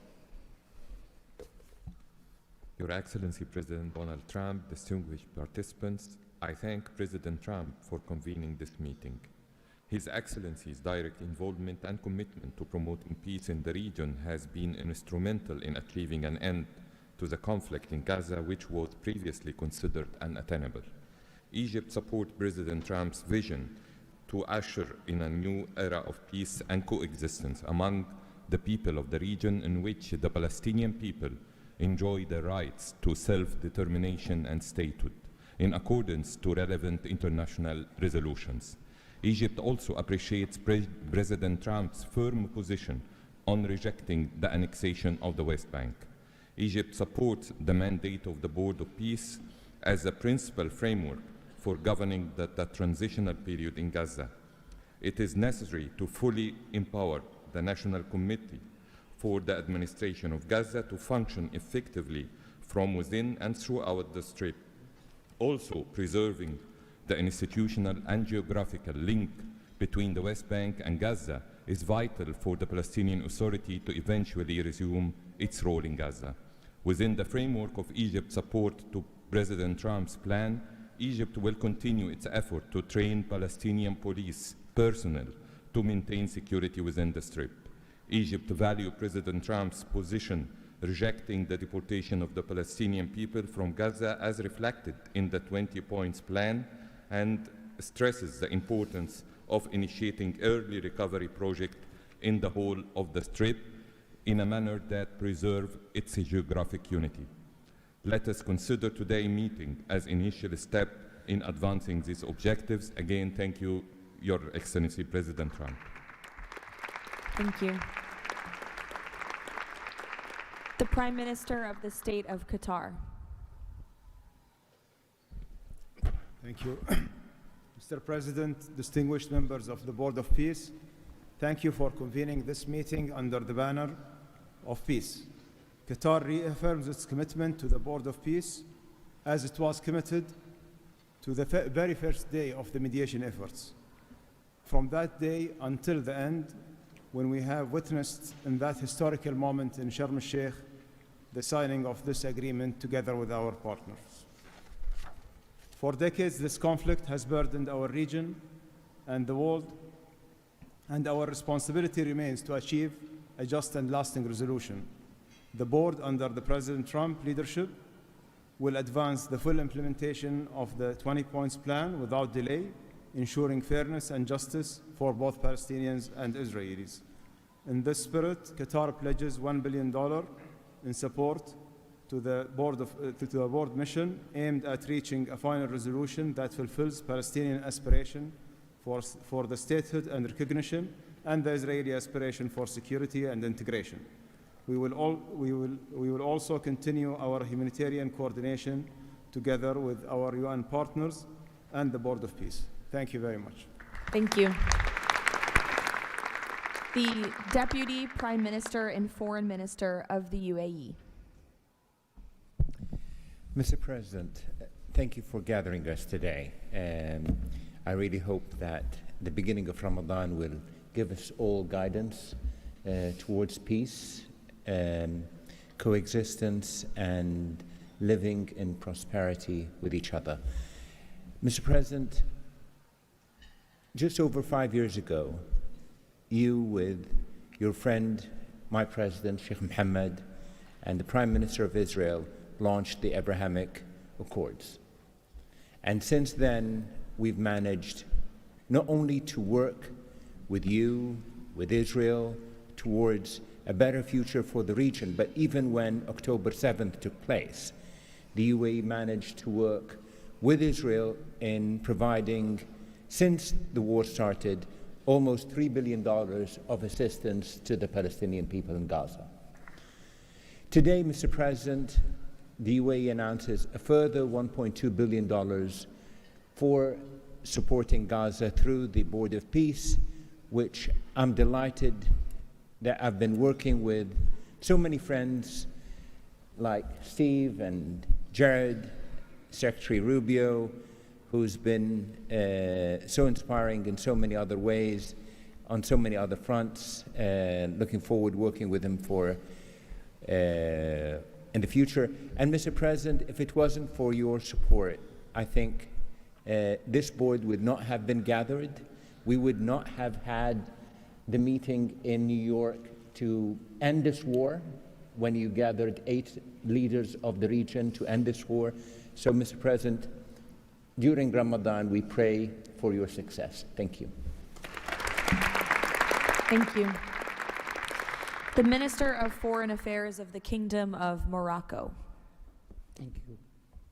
Mr. President, His Majesty King Mohammed VI welcomes and supports your vision and leadership to foster peace and prosperity around the world, and in particular in the Middle East.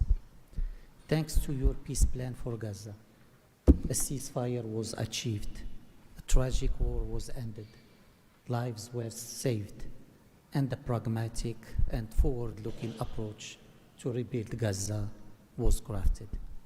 Today, as a committed founding member of the Board of Peace and upon instructions of His Majesty King Mohammed VI, Morocco is pledging the following in honor of the President Trump's visionary peacemaking. 1, Morocco has already made the first ever financial contribution to the Board of Peace. 2, Morocco is ready to deploy police officers and train policemen from Gaza. 3, Morocco will deploy a high-ranking military officers to ISF Joint Military Command. 4, Morocco will deploy a military field hospital. 5, Morocco is ready to lead a de-radicalization program to fight hate speech and promote tolerance and coexistence. To conclude, allow me, Mr. President, to briefly highlight 4 elements. The conditions set in phase 2 of the your 20-point plan should be met for the success of our action. Preserving stability in the West Bank is crucial. The Palestinian ownership is important through legitimate institutions. Lastly, you are, Mr. President, the only leader able to bring peace to the Middle East. We hope that the stabilization of Gaza will help launching a global and genuine peace process based on the two-state solution. Thank you. Thank you. The Minister of Foreign Affairs of the Republic of Turkey. Mr. President, distinguished participants, after 2 years of immense suffering, ceasefire in Gaza has been achieved thanks to President Trump's personal engagement and our collective efforts. Yet the humanitarian situation remains fragile, and ceasefire violations continue to occur. A prompt, coordinated, and effective response is therefore essential.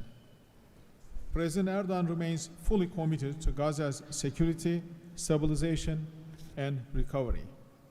Turkey has already been providing immense amount of humanitarian assistance to Gaza.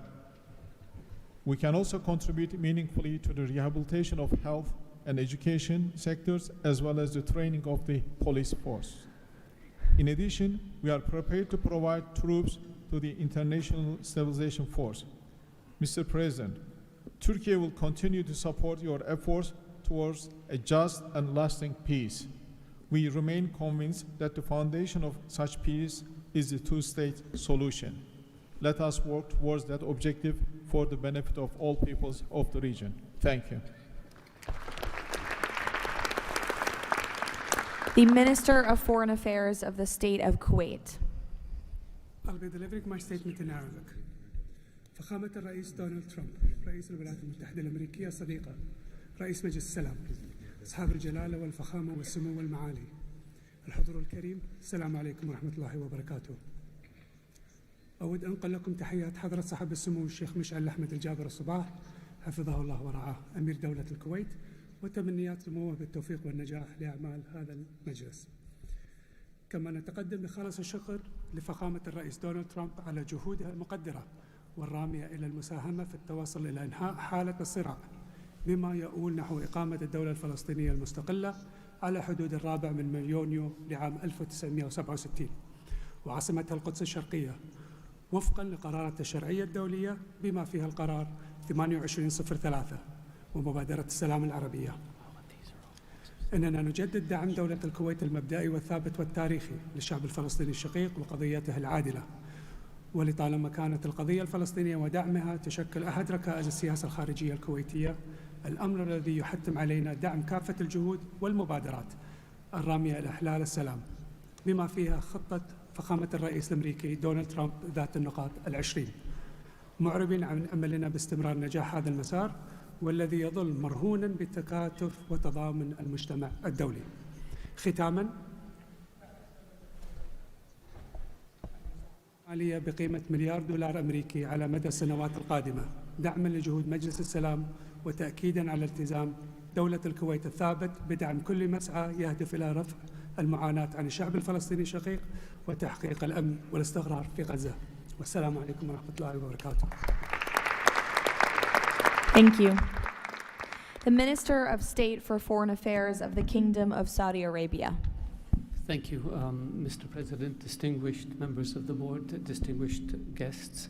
It is a pleasure to be here with you as we embark on a journey towards establishing a lasting and just peace in the Middle East, a peace that results in 2 states, Israel and Palestine, living side by side in peace and security, a peace that results in transforming our region from death and destruction to hope and prosperity by integrating the region, bringing together its resources and unleashing its potential.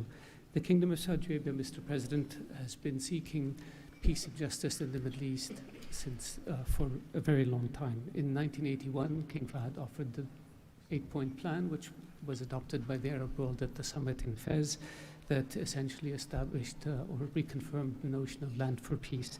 In 2002, Saudi Arabia, the late King Abdullah, launched the Arab Peace Initiative, which was adopted by the Arab world unanimously, as well as by the Islamic world.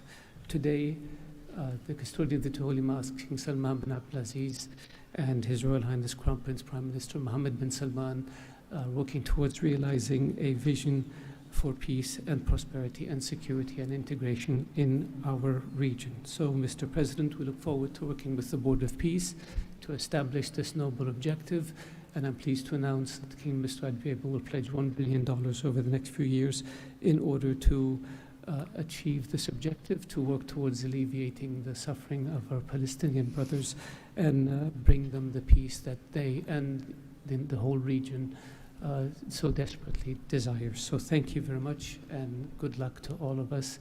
Wassalamu alaikum wa rahmatullah. I know there were a few more leaders who wanted to quickly share a few words, so we will go to the President of the Argentine Republic, Milei. Señor Presidente, distinguidos miembros del Board of Peace, la nueva Argentina ha adoptado una posición clara en política exterior. Defendemos de forma inclaudicable el derecho a la vida, la libertad y la propiedad y sus instituciones derivadas, la igualdad ante la ley, la libertad de expresión y el libre comercio. La defensa de esos derechos no es negociable, es un prerequisito para la paz. Pero no todos los actores internacionales juegan con las mismas reglas. Hay quienes rechazan esos derechos, los pisotean y se benefician de lo que los demás respeten. Frente a ellos, la buena voluntad no alcanza. Necesitamos instituciones con voluntad y capacidad de hacer valer las reglas. La paz duradera no se construye sobre consensos que ceden en lo fundamental. Se construye sobre la determinación de defenderlo, si vis pacem para bellum. La Argentina participa de este Consejo con la convicción de que la paz exige decisión política y una arquitectura institucional capaz de sostener soluciones reales en el tiempo. El presidente Trump ha predicado con el ejemplo, mediando el acuerdo de paz en Gaza, acuerdo que luego ratificó la resolución 2803 del Consejo de Seguridad de las Naciones Unidas. El Consejo de la Paz nace como expresión de ese liderazgo, con el mandato de ejecutar un plan de pacificación y reconstrucción y los mecanismos para hacerlo, entre ellos una fuerza internacional de estabilización. En esta etapa inicial, Argentina está lista para contribuir. Ponemos a disposición la colaboración de nuestros cascos blancos. Nuestra trayectoria en operaciones de paz es un capital probado que ponemos al servicio de la fuerza de estabilización. Creemos en una diplomacia que asume riesgos para alcanzar la paz. Creemos en el liderazgo que enfrenta desafíos complejos con determinación, como el del presidente Trump. Y creemos que la única paz que vale la pena construir es la que descansa sobre los derechos innegociables del hombre. El Consejo de la Paz ofrece un marco para avanzar en esa dirección. La Argentina lo respalda. Muchas gracias. Thank you. The Prime Minister of Hungary, Mr. Orbán. Dear Mr. President, Excellencies, dear colleagues, first of all, let me express the appreciation of the Hungarian people to President Trump for his tireless peace efforts all around the world. Hungary is the only country to be represented here on the highest level among the founding members from the European Union. I represent a country which has been living in the neighborhood of a brutal war for the last 4 years. We all know this war would not have broken out if President Trump had been in office at that time. However, President Trump's return to office offers a great chance to multiply the peace efforts not only in Gaza, but in Ukraine as well. We in Europe understand clearly that the security situation in the Middle East, and especially in Gaza, has a significant impact on the security of Europe. Therefore, our participation in the Board of Peace is not only based on principle, but also on our own security interest. Let me also share with you that there is serious talks going on in Europe about the Board of Peace and its future role. We understand that during the recent decades, international organizations have failed to fulfill their role to preserve peace and stability worldwide. Therefore, new initiatives are needed to bring forward the issue of peace globally. We are sure that President Trump's initiative to establish the Board of Peace is such a step to the right direction. President, we are proud to be among the founding members, and we are happy to be in such a great company. Thank you very much. Thank you. President Peña of Paraguay, who tapped my shoulder, wants to say a few words. Yes, thank you, Carly. Thank you, President Trump. Thank you for bringing hope again, President Trump. I think that of the many things that you have achieved in the last 12 months as President of the U.S., I think the greatest thing, and I'm probably the youngest head of state here, is hope, President. We have lost hope about solving problems for many, many decades. A system that was broken, a system that was not able to bring solutions.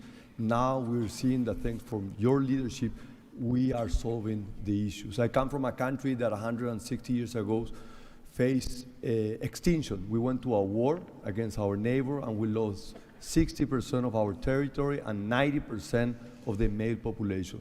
So we know on our own flesh the hardship and all the difficulties of war. That's why Paraguay is so proud to be a founding member of the Board of Peace, and we're here to collaborate. Maybe we are not going to be the country that's going to bring the more money or the more security forces, but I think that there is a lot that all of the countries can bring to the table to solve these issues. Paraguay, together with a handful of countries, have been supporting Israel, and we will continue to do so. But we come here with an open heart to work for peace. And today is Gaza, tomorrow will be another conflict area in the world, but we need to solve each of all these conflicts, and I really appreciate the leadership that you have taken, President. Paraguay stands ready to collaborate next to you. We're gonna continue to support the US initiative. Probably the only day that we're not gonna be able to support the USA is gonna be on June 12th, because Paraguay is going to be facing the U.S. in the World Cup. Thank you very much. Thank you. The Minister of Foreign Affairs of the State of Israel, please. Thank you. President Trump, this is an important day. Your historic actions have proven time and again. You are a leader who takes initiative, forges new paths, and works toward a better future for the entire world. Your visionary leadership, alongside with Prime Minister Netanyahu's resolve, brought all our hostages home from Gaza. Thank you for that. I'm proud to represent here the State of Israel that stood through such a difficult war for 2 years on 7 different fronts, demonstrating resilience and strength. As I stand here, I recall the 925 brave soldiers that gave their lives in a war against pure evil, Hamas, Islamic Jihad, and Hezbollah. These are the best people. To them, we owe our existence and all our achievements. They will not be forgotten. I think of them and their families who paid the heaviest price. Since Hamas violently took over Gaza in 2007, it built the largest terror state in the world with huge terror infrastructure above and below ground. October 7 was the peak of Hamas' ongoing terror campaign through decades. Hamas raped and murdered women, killed children in front of their parents and parents in front of their children, burned whole families alive. That terrible day will not be forgotten, and we must act to ensure it never repeats itself. Distinguished leaders, our previous plans for Gaza failed because they never addressed the core issues: terror, hate, incitement, and indoctrination.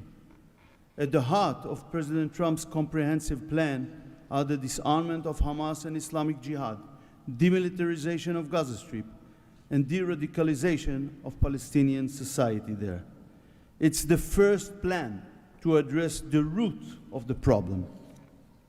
We support it and are working and will work toward its success. As Mr. Mladenov emphasized, Hamas must be disarmed. That includes all its weapons, its terror infrastructure, underground tunnel network, and weapons production facilities must all be dismantled. As the plan emphasizes, there must be a fundamental de-radicalization process. The infrastructure that indoctrinates Palestinian children to hate and kill Jews in educational and religious institutes should no longer exist. All those are important not only for the Israelis. Gazans have lived under a terror regime for decades. The people of Gaza must be liberated from these terrorists. I want to make this opportunity to wish Muslims around the world Ramadan Kareem. Distinguished leaders, President Trump's visionary leadership creates, for the first time, an opportunity for a better future. On behalf of Israel, I say thank you, Mr. Trump. Thank you for your leadership. Thank you. Lastly, the Prime Minister of Pakistan.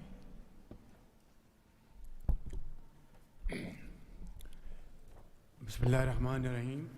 Your Excellency, President Donald J. Trump, members of the Board of Peace, distinguished guests, ladies and gentlemen, Assalamu alaikum and a very good morning. It's a great honor, Mr. President, to attend this inaugural Board of Peace meeting in this holy month of Ramadan, and may God reward you and make you successful in your efforts to bring lasting peace in Gaza. Mr. President, we deeply appreciate your unique initiative and your dynamic leadership in advancing peaceful solutions to conflicts across the globe. Your bold diplomacy has surely brought calm to many international serious hotspots. Your timely and very effective intervention to achieve ceasefire between India and Pakistan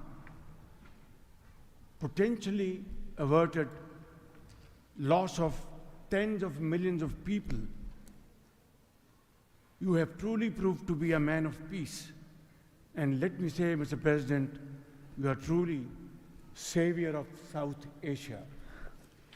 The people of Palestine have long endured illegal occupation and immense suffering. And to achieve long-lasting peace, it is very important that ceasefire violation must end to preserve lives and advance reconstruction efforts. The people of Palestine must exercise full control of their land and their future in line with UN Security Council resolutions. Mr. President, we must work together towards a credible pathway to Palestinian self-determination through the establishment of an independent, sovereign, and contiguous state of Palestine in line with the relevant resolutions. Mr. President, we hope that under your visionary and dynamic leadership, we will ensure a just and lasting resolution to the issue of Palestine. And today is a day which will mark a place in the annals of history that through your efforts, through your untiring support and great efforts, long-lasting peace in Gaza will be achieved, will be your legacy for all time to come. Thank you.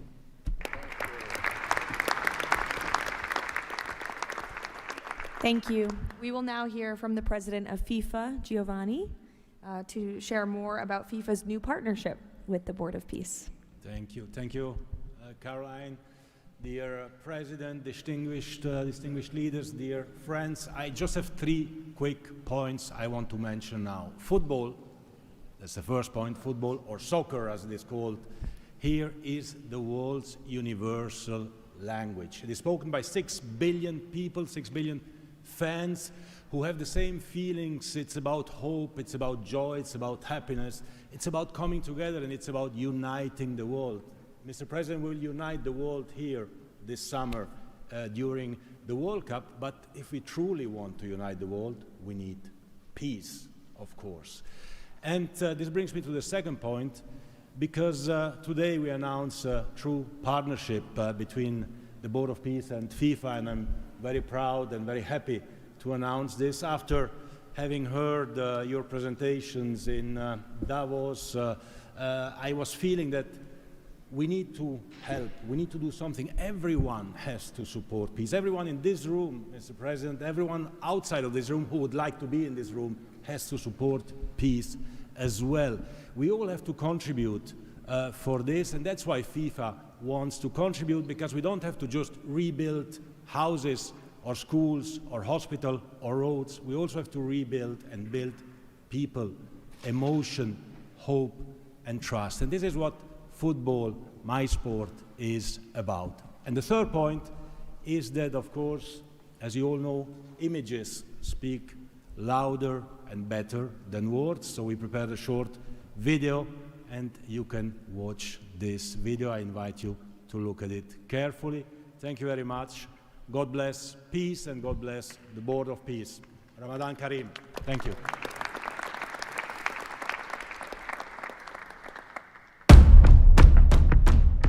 In a world where conflict has silenced playgrounds and broken routines, there is one language that still unites hearts: football.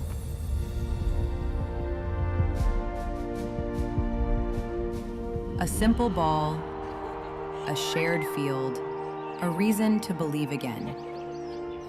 Today, FIFA and the Board of Peace come together to turn football into a bridge toward peace, dignity, and hope. Through this partnership, a complete football ecosystem will be created.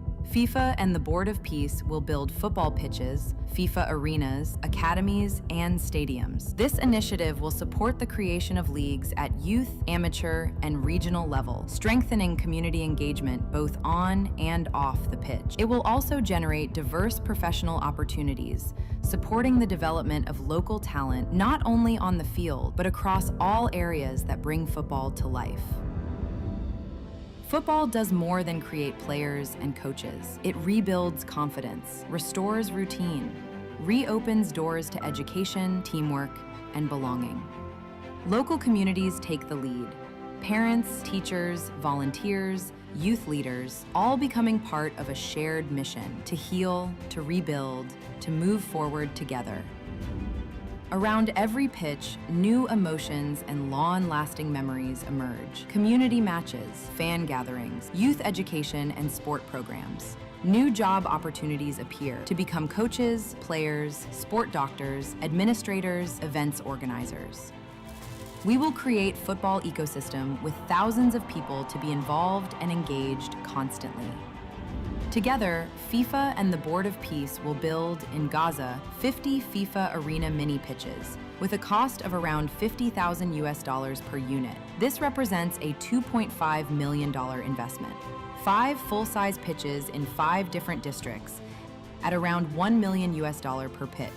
A FIFA academy with an estimated investment of $15 million. And a national stadium for 20,000 to 25,000 spectators, valued at around $50 million.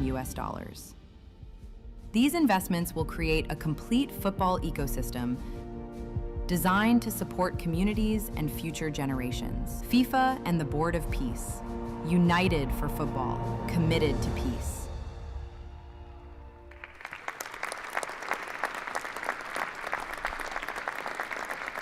Thank you, Gianni. That's wonderful. In advance of today's meeting, members of the Board of Peace were asked to vote on a resolution establishing the principles of financial integrity and transparency that will guide the board's work, and that resolution has passed unanimously. So now President Trump, as chairman of the board, will sign the resolution in the presence of a quorum of the board.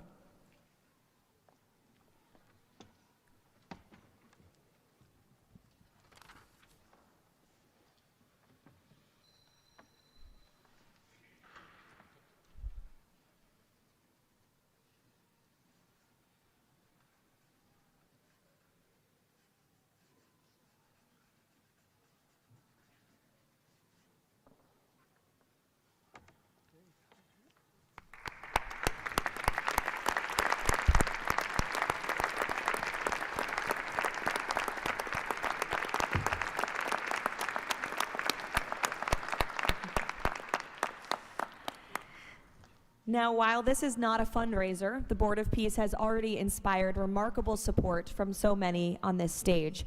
As President Trump announced earlier, total pledges exceed $6.5 billion in relief and rebuilding in Gaza, and thousands of personnel have been committed to help preserve the ceasefire and secure enduring peace. I would like to ask the heads of the following delegations to join President Trump on stage as he signs the fundraising pledges: Albania, Azerbaijan, Bahrain, Egypt, Indonesia, Jordan, Kazakhstan, Kosovo, Kuwait, Morocco, Qatar, Saudi Arabia, the UAE, and Uzbekistan. Please join the President as he signs the fundraising pledges.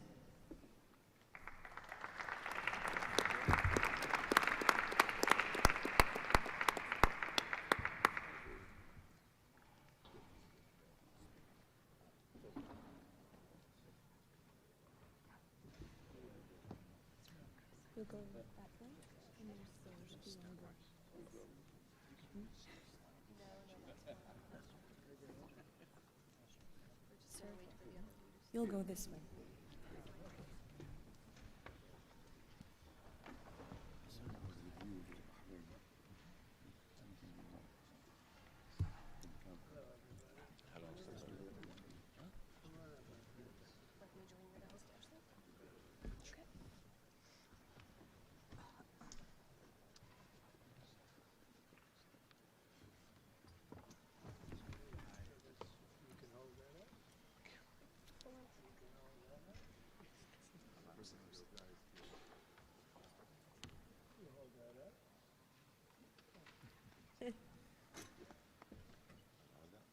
Sure. All right.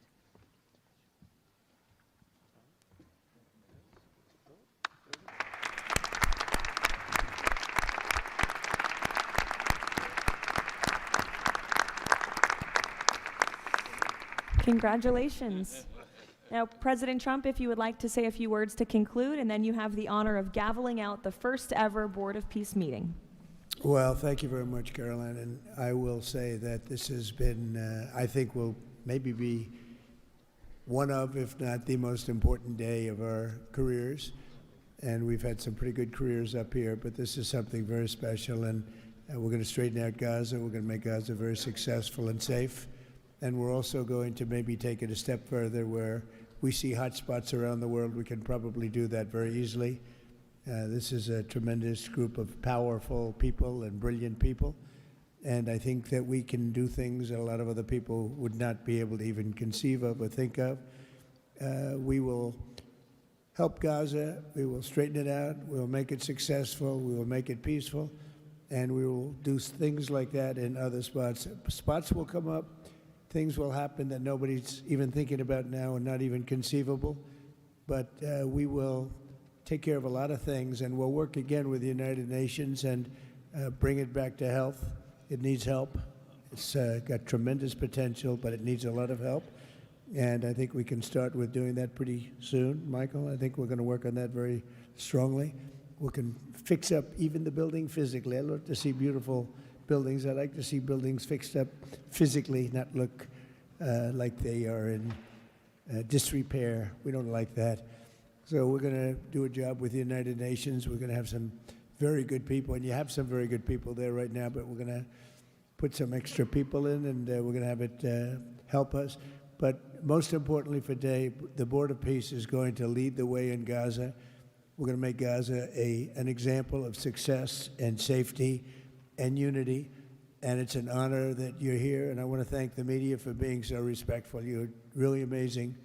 It's given the Board of Peace the respect it deserves. These are the most powerful people in the world. They're the richest people in the world through their countries, and they have made a tremendous commitment, and the United States likewise has made a tremendous commitment. Thank you to everybody for your involvement, and we look forward to working with you over the years for many, many reasons, many very, very good humanitarian reasons. Thank you all. Thank you very much. Thank you. Thank you, Mr. President.